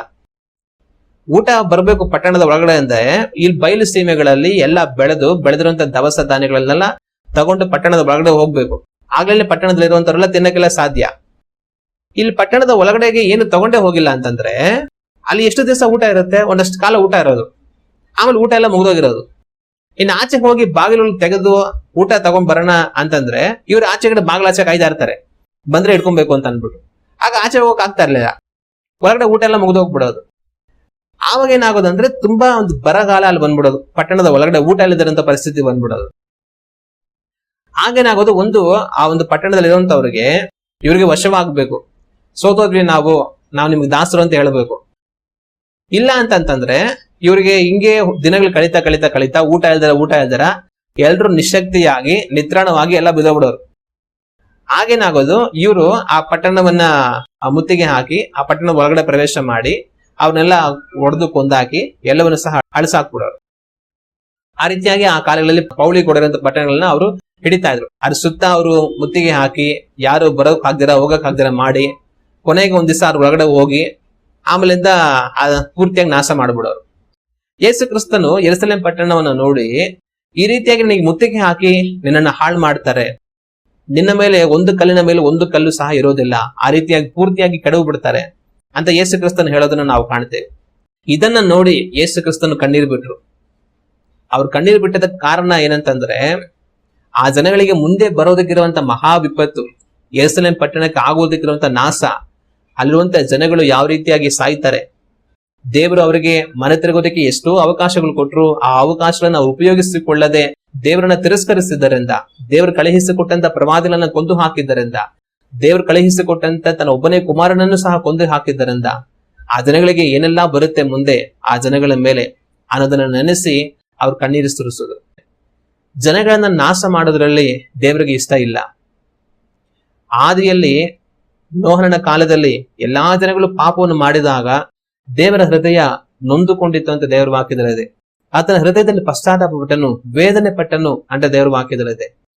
ಇಸ್ರಾಯೇಲ್ ಜನಗಳು ನ್ಯಾಯಸ್ಥಾಪಕರ ಕಾಲದಲ್ಲೆಲ್ಲ ಅವರು ಕಷ್ಟ ಬರುವಾಗ ದೇವರೇ ಅಂತ ಹೇಳ್ತಾರೆ, ಕಷ್ಟ ಪರಿಹಾರ ಆದ್ಮೇಲೆ ಮತ್ತೆ ಪಾಪವನ್ನು ಮಾಡಿ ಬರುತ್ತಾ ಇರ್ತಾರೆ, ಮತ್ತೆ ದೇವ್ರೇನ್ ಮಾಡ್ತಾರೆ, ಅವಾಗ ಕಷ್ಟ ಬರೋ ಹಂಗ್ ಮಾಡ್ತಾರೆ, ತಿರ್ಗಾ ಕಷ್ಟ ಬಂದಾಗ ದೇವರೇ ಅಂತ ಅಂತಾರೆ. ಇದೇ ರೀತಿ ಆಗಾಗ ನಡೀತಾನೆ ಇರುತ್ತೆ. ಒಂದಷ್ಟು ಕಾಲ ಅವರು ದೇವರಲ್ಲಿ ಭಯಭಕ್ತಿಯಿಂದ ಇರ್ತಾರೆ, ಮತ್ತೆ ಅವರು ದೇವ್ರನ್ನ ಮರೆತು ಬಿಟ್ಟು ಪಾಪದಲ್ಲಿ ಬದುಕ್ತಾ ಇರ್ತಾರೆ, ದೇವ್ರು ಮತ್ತೆ ಅವ್ರ ಕಷ್ಟ ಅನುಮತಿಸ್ತಾರೆ, ಮತ್ತೆ ಆ ಜನಗಳ ಕಷ್ಟವನ್ನು ನೋಡಿ ದೇವರೇ ಅಂತಾರೆ, ಮತ್ತೆ ಅವ್ರ ಕಷ್ಟದಲ್ಲಿ ಬಿಡಿಸ್ತಾರೆ. ಈ ರೀತಿ ಒಂದೊಂದು ಸಾರಿ ಅವರು ದೇವರನ್ನ ಬಿಟ್ಟು ಅಗಲಿ ಹೋಗಿ ಪಾಪದಲ್ಲಿ ಬದುಕ್ತಾ ಇರೋ ಸಮಯದಲ್ಲಿ ದೇವರು ಅವರಿಗೆ ಕಷ್ಟವನ್ನು ಅನುಮತಿಸುವಾಗ ಆ ಜನಗಳು ಆ ಕಷ್ಟವನ್ನ ಅವರು ಅನುಭವಿಸುವಂತ ಸಮಯದಲ್ಲಿ ಅವರು ದೇವ್ರನ್ನ ನೋಡಿ, ಸ್ವಾಮಿ ದೇವರೇ ನಮ್ಮನ್ನು ಬಿಡಿಸಪ್ಪ ಅಂತ ಆ ಕಷ್ಟದಲ್ಲಿ ಅವರು ಬಾಧೆ ಪಡುವಾಗ ದೇವರ ಹೃದಯ ನೊಂದುಕೊಂಡಿತ್ತು ಅಂತ ದೇವರ ವಾಕ್ಯದಲ್ಲಿ ಇದೆ. ಇನ್ನು ದೇವರು ಪ್ರವಾದಿಯ ಮುಖಾಂತರವಾಗಿ ದುಷ್ಟನು ಅಳಿದು ಹೋಗೋದ್ರಲ್ಲಿ ನನಗೆ ಇಷ್ಟ ಇಲ್ಲ, ಅವನ ಮನೆ ತಿರುಗಿ ಬದುಕಬೇಕೆಂಬುದೇ ನನಗೆ ಇಷ್ಟ ಅಂತ ಯೆಹೆಜ್ಕೇಲ್ ಮುಖಾಂತರ ದೇವರು ಹೇಳ್ತಾರೆ. ಆ ರೀತಿ ದೇವರು ಯಾರನ್ನು ದಂಡಿಸೋದಕ್ಕೆ ಅವ್ರಿಗೆ ಇಷ್ಟ ಇಲ್ಲ, ಯಾರನ್ನು ಹಾಳು ಮಾಡೋದು ದೇವರಿಗೆ ಇಷ್ಟ ಇಲ್ಲ. ಒಬ್ಬನು ಪಾಪವನ್ನು ಮಾಡಿ ಆ ಪಾಪದ ಫಲ ಅವನ ಮೇಲೆ ಬಂದು ಅವನು ನಾಶವಾಗದಾರವಾಗ್ಲೂ ಕೂಡ ಅದನ್ನ ನೋಡಿ ದೇವ್ರು ಸಂತೋಷ ಪಡೋದಿಲ್ಲ. ಆಹಾ, ನೀನ್ ಎಷ್ಟೆಲ್ಲ ಪಾಪ ಮಾಡಿದೆ, ನೀನ್ ನೋಡಿ ಇವಾಗ ನಾಶ ಆಗ್ತಾ ಇದೆಯಾ, ನನಗೆ ಎಷ್ಟು ಸಂತೋಷ ಆದ್ರೆ ದೇವರು ಆನಂದ ಪಡೋದಿಲ್ಲ. ದೇವರು ದುಃಖ ಪಡ್ತಾರೆ, ದೇವರು ಕಣ್ಣೀರು ಸುರಿಸ್ತಾರೆ. ಈ ಲೋಕದಲ್ಲಿ ಒಂದು ತಂದೆ ತಾಯಿ ಅವ್ರ ಮಗ ಒಬ್ಬ ದುಷ್ಟ ಆಗಿದ್ದಾನೆ, ತುಂಬಾ ಕೆಟ್ಟವನು ಅಂತ ಅಂದ್ರೆ ಅವನ್ ಕೆಟ್ಟವನು ಆಗಿರೋದು ನಿಜ. ಆದ್ರೆ ಆ ಕೆಟ್ಟತನದ ನಿಮಿತ್ತ ಅವನಿಗೇನಾದ್ರು ಮರಣದಂಡನೆ ಪ್ರಾಪ್ತವಾದರೆ ಆ ತಂದೆ ತಾಯಿಗಳು ಇವನು ಎಷ್ಟು ಕೆಟ್ಟವನು, ಅವ್ನ ಮೊದಲು ಸಾಯಿಸ್ರಿ ಅಂತ ಹೇಳೋದಿಲ್ಲ. ಅವನ್ ಕೆಟ್ಟವನೇ, ಅವನ್ ಕೆಟ್ಟತನಕ್ಕೆ ತಕ್ಕಂತ ಮರಣದಂಡನೆ ಅವನಿಗೆ ಬಂದಿದೆ. ಆದ್ರೂ ಕೂಡ ಈ ತಂದೆ ತಾಯಿ ಅವನ ಸಾಯೋದ್ರಲ್ಲಿ ಸಂತೋಷ ಪಡೋದಿಲ್ಲ, ಆದ್ರೆ ದುಃಖ ಪಡ್ತಾರೆ. ಅಯ್ಯೋ ಇವನು ಒಳ್ಳೆಯವನಾಗ್ಲಿಲ್ವೇ, ಇವನು ಒಳ್ಳೆಯವನಾಗಿ ಬದುಕಿದ್ರೆ ಇಂಥ ಒಂದು ಮರಣದಂಡನೆ ಇವತ್ತು ಅವನಿಗೆ ಬರ್ತಾ ಇರ್ಲಿಲ್ವೇ, ಅಯ್ಯೋ ಇವನ್ ಕೆಟ್ಟವನಾಗ್ಬಿಟ್ನಲ್ಲ, ಕೆಟ್ಟವನಾಗಿ ಬದುಕಿ ಈ ತರ ಮರಣದಂಡನೆ ಅವನ ಮೇಲೆ ತಂದ್ಕೊಂಡ್ಬಿಟ್ನಲ್ಲ, ಅಯ್ಯೋ ನಮ್ ಮಗ ನಮ್ ಕಣ್ಮುಂದೆನೆ ಸಾಯೋದನ್ನ ನಾವು ನೋಡ್ಬೇಕಾಗಿದೆಯಲ್ಲ, ಏನಕ್ಕೆ ಈ ತರ ಇವನ್ ಕೆಟ್ಟವನಾದ, ಅಯ್ಯೋ ಅಂತ ಆ ತಂದೆ ತಾಯಿ ಗೋಳಾಡ್ತಾರೆ. ಅವನು ಎಷ್ಟೇ ಕೆಟ್ಟವನಾಗಿರ್ಬೋದು, ಆದ್ರೆ ಸಾವನ್ನ ಯಾವ ತಂದೆ ತಾಯಿ ಇಷ್ಟಪಡೋದಿಲ್ಲ. ಅದೇ ರೀತಿ ದೇವರು ಸಹ ಮನುಷ್ಯರು ಪಾಪವನ್ನು ಮಾಡಿ ಆ ಪಾಪದ ಫಲವಾಗಿರುವಂತಹ ದಂಡನೆ ಅವ್ರ ಮೇಲೆ ಬರುವಾಗ ದೇವರದನ್ನ ನೋಡಿ ಸಂತೋಷ ಪಡೋದಿಲ್ಲ. ನೋಡ್ದಾ, ನೀನ್ ನನ್ನನ್ನೇ ತಿರಸ್ಕಾರ ಮಾಡಿದೆ ಅಲ್ಲ, ದೇವ್ರು ಅನ್ನೋನು ಒಬ್ರು ಇದಾನ, ದೇವ್ರು ನಿಜವಾಗ್ಲೂ ಇದಾರ, ಬಂದ್ರೆ ದೇವ್ರು ಇದ್ರೆ ಬರ್ಲಿ, ನಾನ್ ಮಾತಾಡಿಸ್ತೀನಿ, ದೇವ್ರನ್ನ ನಾನು ನೋಡ್ತೀನಿ, ದೇವ್ರು ನನ್ ಏನ್ ಮಾಡ್ಕೊಳಕ್ ಆಗತ್ತೆ, ನನ್ನಿಷ್ಟ ಅಂತ ಅಹಂಕಾರದಿಂದೆಲ್ಲ ಮನುಷ್ಯ ಬದುಕಿ ದೇವರನ್ನ ತಿರಸ್ಕಾರ ಮಾಡಿ ದೇವರನ್ನ ದೂಷಿಸಿ ತಾನು ಬದುಕಿದಾಗ್ಲೂ ಕೂಡ ತನ್ನ ಪಾಪದ ಫಲವಾಗಿರುವಂತ ದಂಡನೆ ತನ್ನ ಮೇಲೆ ಬರುವ ಸಮಯದಲ್ಲಿ ದೇವರನ್ನು ನೋಡ್ದಾ ನನಗೆ ಹಿಂಗೆಲ್ಲ ಅಂದಲ್ವಾ, ಇವತ್ತು ನೋಡು ನಿನಗೆ ಏನಾಗ್ತಾ ಇದೆ, ಅಹಾ ಅಂದ್ರೆ ದೇವ್ರು ಸಂತೋಷ ಪಡೋದಿಲ್ಲ, ದೇವ್ರು ದುಃಖ ಪಡ್ತಾರೆ. ಅಯ್ಯೋ ಮನುಷ್ಯನೇ, ನೀನ್ ಏಕೆ ಹಾಳಾದೆ, ಯಾಕೆ ಪಾಪದಲ್ಲೇ ಬದುಕ್ತೆ, ನಿನ್ ಮನ ತಿರುಗೋದಕ್ಕೆ ಎಷ್ಟೋ ಅವಕಾಶ ಕೊಟ್ಟೆ ಅಲ್ಲ, ನಿನ್ ಒಳ್ಳೆಯವನಾಗೋದಕ್ಕೆ ಎಷ್ಟೋ ಸಂದರ್ಭಗಳು ಕೊಟ್ಟೆ, ನನ್ನ ವಾಕ್ಯವನ್ನು ತಿಳ್ಕೊಳ್ಳೋದಕ್ಕೆ ನನಗೆ ಎಷ್ಟೋ ಅವಕಾಶಗಳು ಕೊಟ್ಟೆ, ಆದ್ರೆ ನೀನು ಏನ್ ನನ್ನ ಮಾತಿಗೆ ಕಿವಿಗೊಡಲಿಲ್ಲ, ನನ್ನ ವಾಕ್ಯಕ್ಕೆ ಏಕೆ ಕಿವಿಗೊಡಲಿಲ್ಲ, ನನ್ನ ಸೇವಕರನ್ನ ನಾನು ಕಳುಹಿಸಿಕೊಟ್ಟು ಎಷ್ಟು ಸರಿ ನಿನ್ ಮನ ತಿರುಗೋ ಹಾಗೆ ನಿನ್ನ ಪ್ರೇರೇಪಣೆ ಮಾಡಿದೆ, ಆದ್ರೆ ನಿನ್ನ ಕೆಟ್ಟತನವನ್ನ ನೀನು ಯಾಕೆ ಬಿಡಲಿಲ್ಲ, ನೀನು ಯಾಕೆ ಮನ ತಿರುಗಲಿಲ್ಲ, ನಿನ್ನ ಕೆಟ್ಟತನ ಇವತ್ತು ನಿನಗೆ ನ್ಯಾಯ ತೀರ್ಪಿನ ದಂಡನೆಯನ್ನ ತರಿಸಿದೆ, ಅದನ್ನ ನೀನು ಅನುಭವಿಸಲೇಬೇಕು, ಆದ್ರೆ ನಿನ್ನನ್ನು ನೋಡಿ ನನ್ನ ಮನಸ್ಸು ದುಃಖ ಪಡುತ್ತೆ ಅಂತ ದೇವರು ಅಳಿದು ಹೋಗುವಂತವ್ರನ್ನ ನೋಡಿ ಸಂತೋಷ ಪಡಲ್ಲ, ಆದ್ರೆ ಬಾಧೆ ಪಡ್ತಾರೆ. ಆದ್ರೆ ಮನುಷ್ಯ ಅಳಿದು ಹೋಗ್ತಾನೆ ಅಂತಂದ್ರೆ ಅದಕ್ಕೆ ಅವನ ಪಾಪವೇ ಕಾರಣವಾಗಿರುತ್ತೆ. ದೇವರಿಗೆ ಅದ್ರಲ್ಲಿ ಸಂತೋಷ ಇಲ್ಲ, ಆದ್ರೆ ಅವನ್ ಮಾಡಿದ ಪಾಪ ಅವನನ್ನ ದಂಡಿಸದೆ ಬಿಡೋದಿಲ್ಲ. ಈ ದಿವಸ ನಿಮ್ಮನ್ನ ನೋಡಿ ದೇವರು ಅದನ್ನೇ ಹೇಳ್ತಾರೆ, ನಾವು ಅಳಿದು ಹೋಗೋದು ದೇವ್ರಿಗೆ ಇಷ್ಟ ಇಲ್ಲ, ನಾವು ಕೆಟ್ಟು ಹೋಗ್ಬೇಕನ್ನೋದು ದೇವ್ರಿಗೆ ಇಷ್ಟ ಇಲ್ಲ, ನಾವು ಬದುಕ್ಬೇಕಂತಾನೆ ದೇವ್ರಿಗೆ ಇಷ್ಟ. ಅದರಿಂದನೇ ದೇವರು ಅವ್ರ ವಾಕ್ಯವನ್ನು ನಮ್ಗೆ ಕೊಟ್ಟಿದ್ದಾರೆ. ನಾವು ಸತ್ಯವನ್ನು ತಿಳ್ಕೊಂಡು ರಕ್ಷಣೆ ಹೊಂದಿಕೊಳ್ಳುವ ಹಾಗೆ ಎಷ್ಟೋ ಅವಕಾಶಗಳನ್ನು ನಮಗೆ ಕೊಟ್ಟಿದ್ದಾರೆ. ನಾವು ಇವತ್ತು ಆ ಅವಕಾಶನ ಯಾವ ರೀತಿ ಉಪಯೋಗಿಸ್ಕೊಳ್ತಾ ಇದ್ದೇವೆ, ನಮ್ಮ ಪಾಪಗಳಿಂದ ನಾವು ನಿಜವಾಗ್ಲೂ ಮನ ತಿರುಗಿದೀವ, ದೇವರಿಗೆ ನಮ್ಮನ್ನ ನಾವು ಪರಿಪೂರ್ಣವಾಗಿ ಒಪ್ಪಿಸ್ಕೊಟ್ಟು ನಾವು ಜೀವಿಸ್ತಾ ಇದ್ದೀವ, ದೇವ್ರು ನಮ್ಮನ್ನು ನೋಡಿ ಸಂತೋಷ ಪಡೋ ರೀತಿಯಲ್ಲಿ ನಾವು ಜೀವಿಸ್ತಾ ಇದ್ದೀವ, ಅದ್ರ ದೇವರು ನಮ್ಮನ್ನು ನೋಡಿ ಅಯ್ಯೋ ಮಗನೇ ಮಗಳೇ ನೀನ್ ನಾಶವಾಗಿ ಹೋಗ್ತೀಯಲ್ಲ, ನೀನ್ ಏಕ್ ಮನ ತಿರುಗಲಿಲ್ಲ ಅಂತ ದುಃಖ ಪಡೋ ರೀತಿಯಲ್ಲಿ ನಾವು ಜೀವಿಸ್ತಾ ಇದ್ದೇವ, ನಾವು ಯೋಚನೆ ಮಾಡಿ ನೋಡ್ಬೇಕು.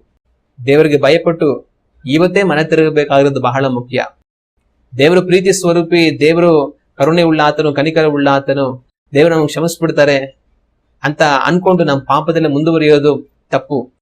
ದೇವರು ಪ್ರೀತಿಸುವ ಆತನು, ಕನಿಕರಿಸುವ ಆತನು, ಇನ್ನೊಂದು ಕಡೆಯಲ್ಲಿ ಆತನ ನ್ಯಾಯಾಧಿಪತಿಯೂ ಸಹ. ಆತನ ನ್ಯಾಯಾಧಿಪತಿ ಆಗಿರುವಾಗ ಆತನ ತನ್ನ ನ್ಯಾಯವನ್ನ ತೀರಿಸ್ತಾರೆ. ಆದ್ರೆ ಆ ನ್ಯಾಯದಲ್ಲಿ ನಾವು ಸಿಕ್ಕಿ ಬೀಳಬಾರದು, ನ್ಯಾಯದ ದಂಡನೆಯಾಗಿರುವಂತ ನರಕಕ್ಕೆ ನಾವು ಪಾತ್ರರಾಗಬಾರದು ಅಂತಲೇ ದೇವರ ಪ್ರೀತಿ ಸ್ವರೂಪನಾಗಿರುವುದರಿಂದ ತನ್ನ ಒಬ್ಬನೇ ಕುಮಾರನನ್ನ ಕಳುಹಿಸಿಕೊಟ್ರು. ನಮ್ಮ ದಂಡನೆಯನ್ನ ಆತನ ಮೇಲೆ ಹಾಕಿದ್ರು. ಇವತ್ತು ಆತನ ನಿನ್ನ ಅಂಗೀಕರಿಸ ಸಾಕು, ಆ ದಂಡನೆ ನಿನ್ ತಪ್ಪಿ ಹೋಗುತ್ತೆ. ನಾನ್ ಪಾಪಿ, ನನ್ನ ಪಾಪದ ಫಲವಾಗಿ ಯೇಸು ಕ್ರಿಸ್ತನು ಶಿಲುಬೆಯಲ್ಲಿ ಬಾಧೆಪಟ್ಟು ಮರಣ ಹೊಂದಿದ್ರು. ಆತನಿಂದ ನನ್ನ ಪಾಪಗಳು ಪರಿಹಾರ ಆಯಿತು, ನನ್ನ ದಂಡನೆಯಿಂದ ನನಗೆ ಬಿಡುಗಡೆ ಆಯಿತು. ಇನ್ನು ಯೇಸು ಕ್ರಿಸ್ತನಲ್ಲಿರುವಂತ ಜೀವ ನನಗೆ ದೊರಕುತ್ತೆ ಅನ್ನೋದನ್ನ ನಂಬು ಸಾಕು, ನಿನ್ನನ್ನ ನಾನು ಬಿಟ್ಬಿಡ್ತೇನೆ, ನಿನಗೆ ನಿತ್ಯ ಜೀವ ಸಿಗುತ್ತೆ ಅಂತ ದೇವರು ನಮಗೆ ಅವಕಾಶ ಕೊಟ್ಟಿದ್ದಾರೆ. ಆದ್ರೆ ಅವಕಾಶವನ್ನು ನಾವು ಉಪಯೋಗಿಸಿಕೊಳ್ಳದೆ ನಮ್ಮ ಪಾಪದಲ್ಲೇ ಮುಂದುವರೆದ್ರೆ ನಾವು ತಪ್ಪಿಸಿಕೊಳ್ಳುವುದಕ್ಕೆ ಅವಕಾಶವಿಲ್ಲ. ಆದ್ರೆ ಅದು ದೇವರಿಗೆ ಇಷ್ಟ ಇಲ್ಲ. ಆದ್ರೆ ನಾವು ದೇವರು ನಮಗೆ ಕೊಟ್ಟಂತ ಸಮಯವನ್ನ ಅರ್ಥ ಮಾಡ್ಕೊಳ್ಳೋದೇ ಹೋಗೋದ್ರಿಂದ ನಮಗೆ ದಂಡನೆ ಎಳ್ದಿರ ಬೇರೆ ದಾರಿ ಇರೋದಿಲ್ಲ. ಆದ್ರೆ ಅಂತ ಪರಿಸ್ಥಿತಿ ನಮಗೆ ಬರದ ಹಾಗೆ ದೇವರು ನಮಗೆ ಕೊಟ್ಟ ಸಮಯವನ್ನ ಸರಿಯಾಗಿ ನಾವು ಉಪಯೋಗಿಸಿಕೊಳ್ಳಬೇಕಾಗಿರೋದು ನಮಗೆ ಬಹಳ ಮುಖ್ಯ. ಲೂಕನ ಬರೆದ ಸುವಾರ್ತೆ 19ನೇ ಅಧ್ಯಾಯ 45ನೇ ವಾಕ್ಯದಿಂದ ನಾವು ಓದಿಕೊಂಡು ಹೋಗುವಾಗ ಈ ರೀತಿಯಾಗಿ ಸಂಭವಿಸುತ್ತೆ.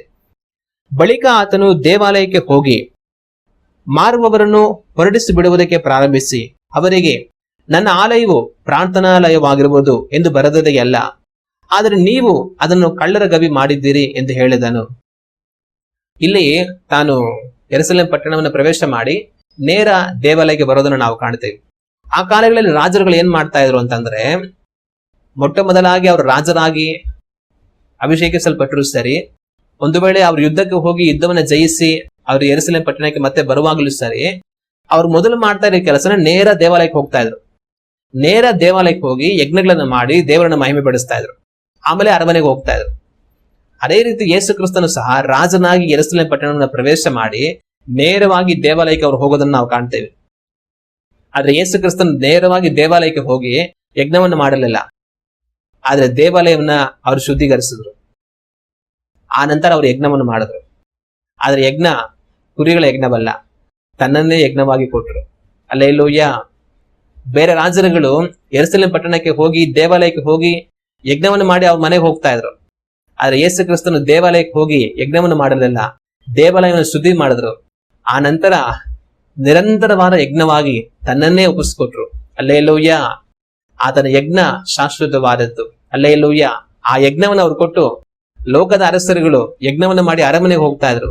ಯೇಸು ಕ್ರಿಸ್ತನು ತನ್ನನ್ನೇ ಯಜ್ಞವಾಗಿ ಕೊಟ್ಟು ಮತ್ತೆ ಮರಣವನ್ನು ಜಯಿಸಿ ಪುನರುತ್ಥಾನವಾಗಿ ಪರಲೋಕಕ್ಕೆ ಹೋಗಿದ್ದಾರೆ. ಹಲ್ಲೆಲೂಯಾ. ಅಲ್ಲಿ ಆತ ರಾಜಾದಿ-ರಾಜನಾಗಿ ಆಸೀನರಾಗಿದ್ದಾರೆ. ಅದಕ್ಕಾಗಿ ದೇವರಿಗೆ ಸ್ತೋತ್ರ. ಯೇಸು ಕ್ರಿಸ್ತನು ಆವತ್ತು ಆ ಕತ್ತೆಯ ಮರಿಯ ಮೇಲೆ ರಾಜಾದಿ-ರಾಜನಾಗಿ ಯೆರೂಸಲೇಮ್ ಪಟ್ಟಣವನ್ನು ಪ್ರವೇಶ ಮಾಡಿದ್ರು. ಆದ್ರೆ ಇನ್ ಮುಂದಕ್ಕೆ ಯೇಸು ಕ್ರಿಸ್ತನು ರಾಜಾದಿ-ರಾಜನಾಗಿ ಮೇಘಗಳ ಮೇಲೆ ಬರುವುದಕ್ಕಿದ್ದಾರೆ. ಹಲ್ಲೆಲೂಯಾ. ಆ ದಿನಗಳಲ್ಲಿ ಆ ಜನಗಳು ರಾಜಾದಿ-ರಾಜನಾಗಿ ಯೆರೂಸಲೇಮ್ ಪಟ್ಟಣವನ್ನ ಕತ್ತೆಯ ಮರಿಯ ಮೇಲೆ ಪ್ರವೇಶ ಮಾಡಿದಂತ ಆತನನ್ನ ಅವ್ರು ಗ್ರಹಿಸದೆ ಹೋದ್ರು. ಆತನನ್ನ ಅವ್ರು ತಿಳ್ಕೊಳ್ದಿರ ತನ್ನನ್ನು ಶಿಲುಬೆಯ ಮರಣಕ್ಕೆ ಒಪ್ಪಿಸ್ಕೊಟ್ಬಿಟ್ರು. ಆತನನ್ನ ಅವರು ಕಳ್ಕೊಂಡ್ರು. ಆದ್ರೆ ಯೇಸು ಕ್ರಿಸ್ತನು ಮೇಘಗಳ ಮೇಲೆ ರಾಜಾದಿರಾಜನಾಗಿ ಬರುವುದಕ್ಕಿದ್ದಾನೆ. ನಾನು ನೀವು ಆತನನ್ನು ಕಳ್ಕೊಳ್ಬಾರದು. ಈ ಇಸ್ರಾಯೇಲ್ ಜನಗಳು ದೇವರು ಕಳುಹಿಸಿಕೊಟ್ಟಂತ ಮೇಸಿಯ ರಾಜ ಕ್ರಿಸ್ತನನ್ನ ಅವರು ಗ್ರಹಿಸದೆ ಶಿಲುಬೆಯ ಮರಣಕ್ಕೆ ಒಪ್ಪಿಸಿಕೊಟ್ಟು ನಂತರ ಆ ಯೆರೂಸಲೇಮ್ ಪಟ್ಟಣವೆಲ್ಲ ಹಾಳಾಗುವಾಗ ಅವರು ಹಾಳಾಗಿ ಹೋದರು.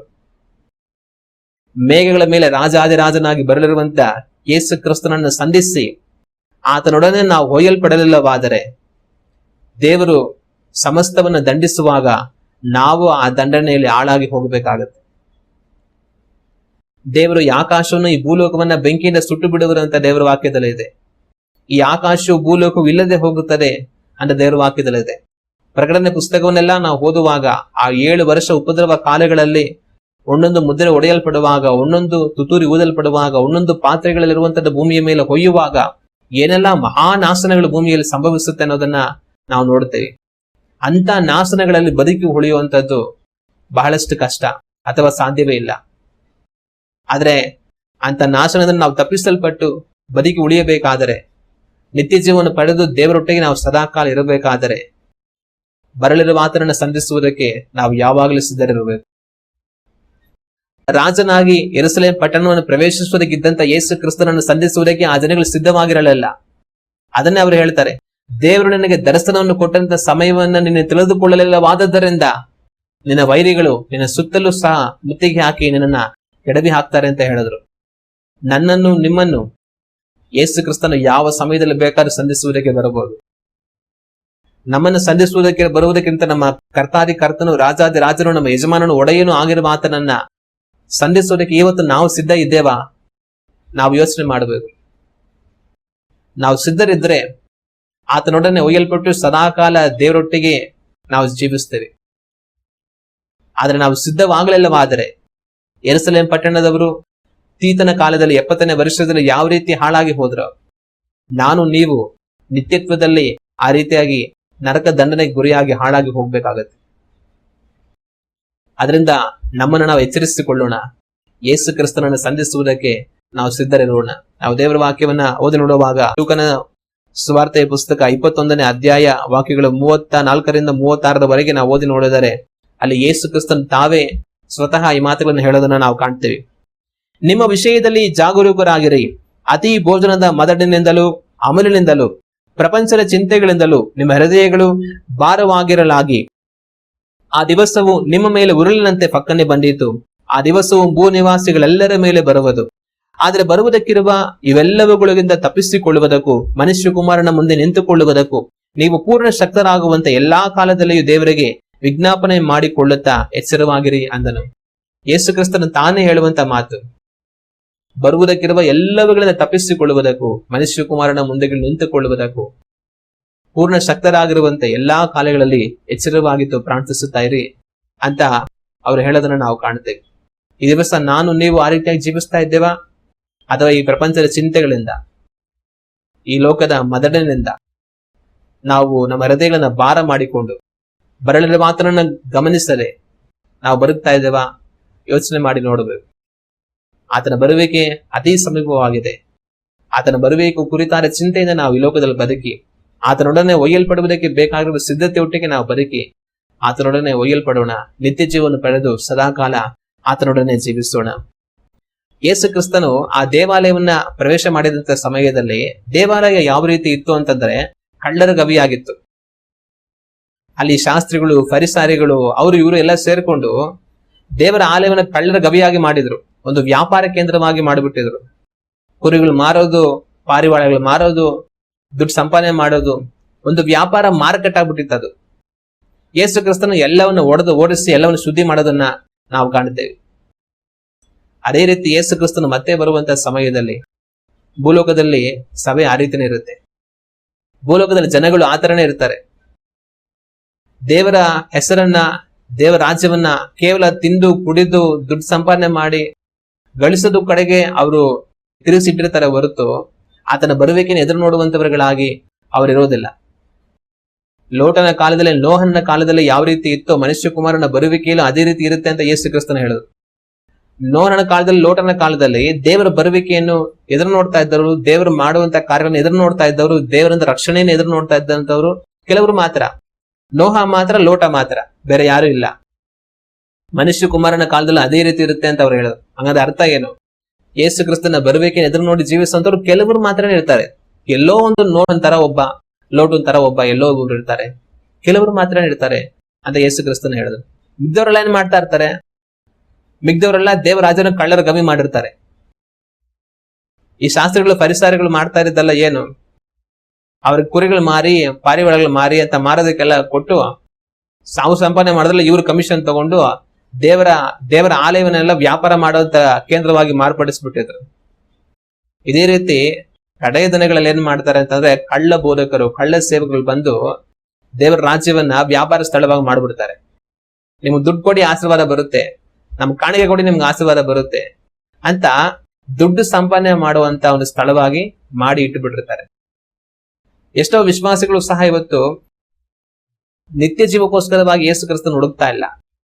ನಿತ್ಯ ಜೀವಕ್ಕೋಸ್ಕರವಾಗಿ ಅವರು ಸಭೆಗೆ ಬರ್ತಾ ಇಲ್ಲ. ಅವ್ರ ಉದ್ದೇಶ ಎಲ್ಲ ಒಂದೇ, ಭೂಲೋಕ ಸಂಬಂಧವಾಗಿ ಅವ್ರಿಗೆ ಆಶೀರ್ವಾದ ಬೇಕು, ಅವ್ರಿಗೇನು ಸಮಸ್ಯೆ ಸರಿ ಆಗ್ಬೇಕು, ಎಲ್ಲಾ ಕೇಡಿಂದ ದೇವರು ತಪಸ್ ಕಾದ್ಕೊಳ್ಬೇಕು, ಈ ಲೋಕದಲ್ಲಿ ಅವ್ರಿಗೆ, ಅವ್ರ ಮಕ್ಕಳಿಗೆ, ಮರಿಗೆ ಆಸ್ತಿ ಪಾಸ್ತಿ ಮಾಡಿ ಅವರು ಚೆನ್ನಾಗಿರ್ಬೇಕು. ಈ ತರ ಒಂದು ನಿರೀಕ್ಷೆಯೊಟ್ಟಿಗೆ ಎಷ್ಟೋ ಜನ ದೇವ್ರು ನಂಬ್ಕೊಂಡು ಇವತ್ತು ಬದುಕ್ತಾ ಇದ್ದಾರೆ. ನಿತ್ಯ ಜೀವದ ಪರಲೋಕ ರಾಜ್ಯ ಕುರಿತಾದ ಚಿಂತೆ ಎಷ್ಟೋ ವಿಶ್ವಾಸಿಗಳಿಗೆ ಇವತ್ತು ಇಲ್ಲ. ಆದ್ರೆ ನಾವು ಇಂಥ ಕಾರ್ಯಗಳಲ್ಲಿ ಯಾವ ತರ ಇದ್ದೀವಿ? ದೇವರ ರಾಜ್ಯವನ್ನೇ ಅರಸ್ತಾ ಇದ್ದೇವಾ? ದೇವರ ರಾಜ್ಯವನ್ನೇ ಎದುರು ನೋಡ್ತಾ ಇದ್ದೇವಾ? ಯೋಚನೆ ಮಾಡಿ ನೋಡ್ಬೇಕು. ಈ ಶಾಸ್ತ್ರಿಗಳ, ಪರಿಸರಗಳಲ್ಲಿ ಇಂಥವ್ರೆಲ್ಲ ಇದ್ರು ಕೂಡ ನಿಕೋದೇಮಸ್ ಅಂತ ಒಬ್ಬ ಇದ್ದ. ಆ ನಿಕೋದೇಮಸ್ ದೇವರ ರಾಜ್ಯವನ್ನು ಎದುರು ನೋಡ್ತಾ ಇದ್ದ. ಬೇರೆಯವರೆಲ್ಲರೂ ಯೇಸು ಕ್ರಿಸ್ತನ ತಿರಸ್ಕಾರ ಮಾಡಿದ್ರು, ಆ ನಿಕೋದೇಮಸ್ ಯೇಸು ಕ್ರಿಸ್ತನನ್ನ ತಿರಸ್ಕಾರ ಮಾಡಿರಲಿಲ್ಲ. ಯೋಹಾನನ 3ನೇ ಅಧ್ಯಾಯದಲ್ಲಿ ನಿಕೋದೇಮಸ್ ರಾತ್ರಿಯಲ್ಲಿ ಬರ್ತಾನೆ ಯೇಸು ಕ್ರಿಸ್ತನ ಹತ್ರ ಮಾತಾಡೋದಕ್ಕೆ. ಆ ರೀತಿ ಬೇರೆಯವರೆಲ್ಲರೂ ಕೂಡ ಯೇಸು ಕ್ರಿಸ್ತನ ತಿರಸ್ಕಾರ ಮಾಡಿದ್ರು ಕೂಡ ನಿಕೋದೇಮಸ್ ಸತ್ಯವನ್ನು ಹುಡುಕ್ತಾ ಇದ್ದ. ಅದರಿಂದನೇ ಯೇಸು ಕ್ರಿಸ್ತನ ಹುಡುಕಿ ಬಂದ. ಯೇಸು ಕ್ರಿಸ್ತನನ್ನ ಶಿಲುಬೆಯ ಮರಣಕ್ಕೆ ಒಪ್ಪಿಸಿದ ನಂತರವೂ ಸಹ ಯೋಸೇಫ ಅನ್ನುವಂತ ಒಂದು ಶ್ರೀಮಂತ ಬಂದು ಯೇಸು ಕ್ರಿಸ್ತನ ಶರೀರವನ್ನು ತಗೊಂಡು ಹೋಗಿ ತನ್ನ ಸಮಾಧಿಯಲ್ಲಿ ಇಡ್ತಾನೆ. ತಾನು ಆ ರೀತಿ ಸಮಾಧಿಯಲ್ಲಿ ಯೇಸು ಕ್ರಿಸ್ತನ ಶರೀರವನ್ನು ಇಡುವಾಗ ತನ್ನ ಜೊತೆಯಲ್ಲಿ ಬಂದವನು ನಿಕೋದೇಮಸ್. ಆ ನಿಕೋದೇಮಸ್, ಯೋಸೇಫ್ ಇಬ್ಬರು ಸೇರಿ ಯೇಸು ಕ್ರಿಸ್ತನ ಶರೀರವನ್ನು ಸಮಾಧಿ ಮಾಡ್ತಾರೆ. ಸುಗಂಧ ತೈಲವನ್ನೆಲ್ಲ ಹಚ್ತಾರೆ. ಬೇರೆ ಯಾವ ಶಾಸ್ತ್ರಗಳು ಪರಿಸರ ಬರಲಿಲ್ಲ. ಈ ನಿಕೋದೇಮಸ್ ಬಂದ. ಬದುಕಿರುವಾಗಲೂ ಬಂದ, ಯೇಸು ಕ್ರಿಸ್ತನ ಮರಣದಲ್ಲೂ ಬಂದ, ಅದರ ಪುನರುತ್ಥಾನದಲ್ಲೂ ಖಂಡಿತವಾಗಿ ಬಹುಶಃ ತಾನು ಬಂದಿರ್ತಾನೆ. ನಾನು ನೀವು ಆತರ ಬದುಕಬೇಕು. ಯೇಸು ಕ್ರಿಸ್ತರನ್ನ ಹರಿಸಿ ಜೀವಿಸುವಂತವರುಗಳಾಗಿ ನಾವು ಇರಬೇಕು. ಹಲ್ಲೆಲೂಯಾ. ಯೇಸು ಕ್ರಿಸ್ತನು ಆ ಕತ್ತೆಯ ಮೇಲೆ ಪ್ರಯಾಣವನ್ನು ಮಾಡ್ತಾ ಬರ್ತಾ ಇದ್ದ ಸಮಯದಲ್ಲಿ ಆ ಕತ್ತೆ ಮುಂದಗಡೆಯಲ್ಲಿ ಬಹಳಷ್ಟು ಬಟ್ಟೆಗಳನ್ನ ನೆಲದಲ್ಲಿ ಹಾಕ್ತಾ ಇದ್ರು, ಗರಿಗಳನ್ನ ಇಡ್ತಾ ಇದ್ರು, ಜನಗಳೆಲ್ಲ ಗರಿಗಳು ಹಿಡ್ಕೊಂಡು ಘೋಷಗಳನ್ನ ಮಾಡ್ತಾ ಇದ್ರು, ಸ್ವಾಗತ ಮಾಡ್ತಾ ಇದ್ರು, ಎಲ್ಲ ನಡೀತಾ ಇತ್ತು. ಆ ಕತ್ತೆ ಮೇಲೆ ಅದುವರೆಗೂ ಯಾರು ಕುತ್ಕೊಂಡಿರಲಿಲ್ಲ. ಆ ಕತ್ತೆಗೆ ಅದುವರೆಗೂ ಯಾರು ಯಾವುದೇ ಒಂದು ಸಮಾರಂಭಗಳಲ್ಲಿ ಆ ಕತ್ತೆನ ಉಪಯೋಗಿಸ್ತಿರಲಿಲ್ಲ. ಇದೇ ಮೊದಲನೇ ಸಾರಿ ಆ ಕತ್ತೆ ಆತರ ಒಂದು ಸಮಾರಂಭದಲ್ಲಿ ಜನಗಳ ಮಧ್ಯದಲ್ಲಿ ಹೋಗ್ತಾ ಇತ್ತು. ಬಹುಶಃ ಆ ಕತ್ತೆ ಹಂಗ ಹೋಗ್ತಾ ಇರುವಾಗ ಏನ್ ಅನ್ಕೊಂಡಿರ್ಬೋದು, ಇದೇನಿದು, ಯಾವತ್ತು ನನ್ನನ್ನ ಎಲ್ಲೂ ಯಾರು ಕರ್ಕೊಂಡು ಹೋಗೇ ಇಲ್ಲ, ಇವತ್ತು ನೋಡಿದ್ರೆ ನನಗೆ ಇಷ್ಟೊಂದು ಸಂಭ್ರಮ ಮಾಡ್ತಾ ಇದ್ದಾರೆ, ಬಟ್ಟೆಗಳೆಲ್ಲ ಹಾಕ್ತಾ ಇದಾರೆ, ನಾನು ಬರ್ತಾ ಇದ್ರೆ ಗರಿಗಳೆಲ್ಲ ಹಾಕ್ತಾ ಇದ್ದಾರೆ, ಕೈಯಲ್ಲೆಲ್ಲ ಗರಿಗಳೆಲ್ಲ ಇಟ್ಕೊಂಡಿದ್ದಾರೆ, ಏನ್ ಇಷ್ಟೊಂದು ಸನ್ಮಾನ ಮಾಡ್ತಾ ಇದಾರೆ ನನಗೆ ಇವತ್ತು ಕತ್ತೆ ಅಂತ ಬಹುಶಃ ಒಂದ್ ವೇಳೆ ಯೋಚನೆ ಮಾಡಿದ್ರೆ, ಆ ಕತ್ತೆ ಏನಾದ್ರು ತನ್ನ ಮನಸ್ಸಲ್ಲಿ ನಾನ್ ತುಂಬಾ ಶ್ರೇಷ್ಠ ಇರಬೇಕು, ಅದಕ್ಕೋಸ್ಕರ ನನ್ಗೆ ಇಷ್ಟೆಲ್ಲ ಮಾಡ್ತಾ ಇದಾರೆ ಅಂತ ಆ ಕತ್ತೆ ನೆನೆಸ್ಕೊಂಡ್ರೆ ಅದು ತಪ್ಪಾಗುತ್ತೆ. ಆ ಕತ್ತೆ ಶ್ರೇಷ್ಠವಾಗಿರೋದ್ರಿಂದ ಯಾರು ಅದಕ್ಕೆ ಬಟ್ಟೆಗಳ ಆಸೆ, ಗರಿಗಳೆಲ್ಲ ಆಸೆ ಅದನ್ನ ಸ್ವಾಗತ ಮಾಡ್ತಾ ಇಲ್ಲ. ಅದ್ರ ಮುಂದೆ ಅಂತ ಕಾರ್ಯ ನಡೀತಾ ಇದೆ ಅಂತಂದ್ರೆ ಅದರಿಂದ ಒಬ್ರು ಇದ್ದಾರೆ, ಯೇಸು ಕ್ರಿಸ್ತನ್ ಕೂತ್ಕೊಂಡಿದ್ದಾರೆ. ಯೇಸು ಕ್ರಿಸ್ತನ್ ಇರೋದ್ರಿಂದ ಆ ಕತ್ತೆ ಮುಂದೆ ಆ ಸ್ಥಳ ನಡೀತಾ ಇದೆ. ಆದ್ರೆ ಒಂದು ವೇಳೆ ಯೇಸು ಕ್ರಿಸ್ತನ್ ತನ್ನ ಹಿಂದೆ ಇಲ್ಲ ಅಂತಂತಂದ್ರೆ ತನ್ನ ಯಾರು ತಿರುಗಿ ಕೂಡ ನೋಡೋದಿಲ್ಲ. ಯೇಸು ಕ್ರಿಸ್ತನ್ ಇಳಿದ್ರೆ ಸುಮ್ಮನೆ ಅದು ಹೋಗಿದ್ರೆ ಅದನ್ನ ಯಾರು ಗಮನಿಸ್ತಾನೆ ಇರಲಿಲ್ಲ. ಆದ್ರೆ ಅವತ್ತು ಅಷ್ಟೆಲ್ಲಾ ಗಮನಿಸಿ ಸನ್ಮಾನಗಳು ತನ್ನ ಮುಂದೆ ನಡೀತಾ ಇತ್ತು ಅಂತಂದ್ರೆ ಅದಕ್ಕೆ ಕಾರಣ ಆ ಕತ್ತೆ ಅಲ್ಲ, ಆ ಕತ್ತೆ ಮೇಲೆ ಕುಳಿತದಂತ ಯೇಸು ಕ್ರಿಸ್ತನ್. ಆದ್ರೆ ಆಮೇಲೆ ಯೇಸು ಕ್ರಿಸ್ತ ಇಳಿದು ಹೋದ ನಂತರ ಏನಾಗಿರುತ್ತೆ, ಆ ಕತ್ತೆನ ಮತ್ತೆ ಮೊದಲಿದ್ದ ಜಾಗ ಕಳಿಸ್ಬಿಟ್ಟಿರ್ತಾರೆ. ತಿರ್ಗಾ ಬಹುಶಃ ತನ್ನ ಜೀವನ ಪೂರ್ತಿ ಯಾರು ಕೂಡ ಆತರ ಅದಕ್ಕೆ ಮುಂದೆಗಡೆ ಸಮಾರಂಭ ಮಾಡಿರೋದಿಲ್ಲ. ಆಗ ಇದರಿಂದ ನಾವು ತಿಳ್ಕೊಳ್ಬೇಕಂತ ಒಂದು ಸತ್ಯ ಏನಂತಂದ್ರೆ, ಎಲ್ಲಿಯವರೆಗೂ ಯೇಸು ಕ್ರಿಸ್ತನು ನಮ್ಮ ಹಿಂದೆ ಇರ್ತಾರೋ ಅಲ್ಲಿಯವರೆಗೆ ನಮಗೆ ಮುಂದೆಗಡೆ ಸ್ವಾಗತ, ಅಲ್ಲಿಯವರೆಗನೆ ನಮಗೆಲ್ಲ ತೆರೆದ ಬಾಗಿಲು, ಅಲ್ಲಿಯವರೆಗನೆ ನಮಗೆ ಬನ್ನಿ ಬನ್ನಿ ಅಂತ ಎಲ್ಲಾ ಸನ್ಮಾನ ಮಾಡಿ ಕರೆಯೋದು. ಒಂದು ವೇಳೆ ನಾವು ಮಾಡುವಂತ ಎಲ್ಲದ್ರಲ್ಲಿ ನಮ್ಗೇನು ಯಶಸ್ಸು ಸಿಗುತ್ತೆ, ನಮಗೇನು ಆಶೀರ್ವಾದ ಬರುತ್ತೆ, ನಮ್ಗೆಲ್ಲಾ ಚೆನ್ನಾಗುತ್ತೆ ಅನ್ನೋ ತರ ಇದೆ ಅಂತಂದ್ರೆ ನಮ್ಮಿಂದಗಡೆ ಇರುವಂತ ಕರ್ತನಾದ ದೇವರ ಆತನಿಂದ ಮಾತ್ರವೇ. ಇವತ್ತು ನಮ್ಮನ್ನು ನೋಡಿ ಯಾರಾದ್ರೂ ಒಂದ್ 4 ಜನ ಹೊಗಳ್ತಾರೆ, ಪರವಾಗಿಲ್ಲಪ್ಪ ನೀವು ಅಂತ ಏನಾದ್ರು ಅಂತಾರೆ, ನಮಗೆ ಅಂತ 4 ಜನದ ಮುಂದೆ ಏನಾದ್ರು ಒಂದು ಬೆಲೆ ಇದೆ ಅಂತಂದ್ರೆ ಅದಕ್ಕೆ ಕಾರಣ ನಾವಲ್ಲ, ನಮ್ಮ ಹಿಂದಿರುವಂತ ಯೇಸು ಕ್ರಿಸ್ತನ. ಆದ್ರೆ ಒಂದು ವೇಳೆ ನಾವೇನಾದ್ರೂ ಅದನ್ನ ನೋಡಿ, ಹೌದು ನಾನ್ ತುಂಬಾ ಉತ್ತಮ, ನಾನ್ ತುಂಬಾ ಒಳ್ಳೆಯವನು, ಅದಕ್ಕೂ ನನ್ ಜನಗಳೆಲ್ಲ ನನ್ನ ನಿಂಗೆ ಹೊಳ್ತಾರೆ, ನಾನ್ ತುಂಬಾ ಬುದ್ಧಿವಂತ, ಅದಕ್ಕೆ ನನ್ನಿಂದ ನಿಂಗೆಲ್ಲ ಆಗ್ತಾ ಇದೆ ಅಂತ ಅನ್ಕೊಂಡ್ರೆ ನಾವು ತುಂಬಾ ದೊಡ್ಡ ತಪ್ಪು ಮಾಡೋರಾಗಿರ್ತೀವಿ. ಎಲ್ಲಿವರೆಗೂ ಆತ ನಮ್ಮ ಹಿಂದೆ ಇರ್ತಾನೋ ಅಲ್ಲಿವರೆಗೂ ಮಾತ್ರವೇ ನಮಗೆ ಬೆಲೆ. ಆದ್ರೆ ಆತ ನಮ್ಮ ಜೊತೆಲಿ ಇರುವಾಗ ನಮಗೆ ಬರುವಂತ ಬೆಲೆ ನೋಡಿ ಇದು ನನ್ನಿಂದನೇ ಬಂತು ಅಂತ ಯಾವತ್ತೂ ನಾವು ತಪ್ಪಾಗಿ ತಿಳ್ಕೊಳ್ಬಾರ್ದು. ನಮಗೆ ಅಂತ ಶುದ್ಧವಾಗಿ ಯಾವ ಬೆಲೆ ಇಲ್ಲ, ನಮ್ಮನ್ನು ಯಾರು ಪರಿಗಣಿಸೋದೇ ಇಲ್ಲ. ನಮಗೇನಾದ್ರೂ ಬೆಲೆ ಇದೆ ಅಂತಂದ್ರೆ ಅದು ಯೇಸು ಕ್ರಿಸ್ತನ ಮುಖಾಂತರವಾಗಿ ಮಾತ್ರ. ಆತನು ನಮ್ಮ ಜೀವಿತದಲ್ಲಿ ಮಾಡಿರುವಂತ ಕಾರ್ಯಗಳಿಂದ ಮಾತ್ರವೇ ನಮಗೆ ಇವತ್ತೇನಾದ್ರೂ ಒಂದು ಬೆಲೆ ಇದೆ. ಎಲ್ಲಿವರೆಗೂ ಆತನ ಇರ್ತಾನೋ ಅಲ್ಲಿವರೆಗೂ ಮಾತ್ರ ನಾವು ಬೆಲೆ, ಆನಂತರ ಬೆಲೆ ಇಲ್ಲ. ಅದರಿಂದ ಯಾವತ್ತೂ ನಾವು ಗರ್ವಪಟ್ಟು ಕರ್ತನು ನಮ್ಮನ್ನು ಬಿಟ್ಟು ಹೋಗದ ಹಾಗೆ ನಮ್ಮನ್ನು ನಾವು ತಗ್ಗಿಸ್ಕೊಂಡು, ಸ್ವಾಮಿ ನೀನಿರೋದ್ರಿಂದನೇ ನನಗಿದೆಲ್ಲ, ನೀನಿಲ್ಲ ಅಂದ್ರೆ ನನ್ನನ್ನು ಯಾರು ತಿರುಗಿ ಕೂಡ ನೋಡೋದಿಲ್ಲ ಸ್ವಾಮಿ ಅಂತ ದೀನತೆಯಿಂದ ನಾವು ನಡೆದುಕೊಳ್ಳೋದನ್ನ ಕಲಿತುಕೊಳ್ಳಬೇಕು. ಆಗ ಕಡೆಯವರೆಗೂ ದೇವರು ನಮ್ಮ ಜೊತೆ ಇರ್ತಾರೆ, ನಮ್ಮನ್ನು ನಡೆಸ್ತಾರೆ, ಅವ್ರ ನಾಮವನ್ನು ಮಹಿಮೆ ಪಡಿಸ್ತಾರೆ. ಹಲ್ಲೆಲೂಯಾ. ಆದ್ರೆ ಗರ್ವಪಟ್ಟು ನನ್ನಿಂದಲೇ ಇದೆಲ್ಲ ಆಗ್ತಾ ಇದೆ ಅಂತ ಒಂದು ವೇಳೆ ನಾವು ಯಾವ ತರ ಎಣಿಸ್ಕೊಂಡ್ರೆ ದೇವ್ರು ನಮ್ಮನ್ನು ಬಿಟ್ಟು ಹೋಗ್ತಾರೆ. ಆಮೇಲೆ ನಾವು ಮೊದಲು ಹೇಗಿರ್ತೀವೋ ಆಗಿರೋದಕ್ಕೆ ಸಾಧ್ಯ ಇಲ್ಲ. ಆದ್ರೆ ಆತರ ಆಗದ ಹಾಗೆ ನಾವು ಎಚ್ಚರಿಕೆ ಆಗಿರೋಣ, ಗಮನವಾಗಿರೋಣ.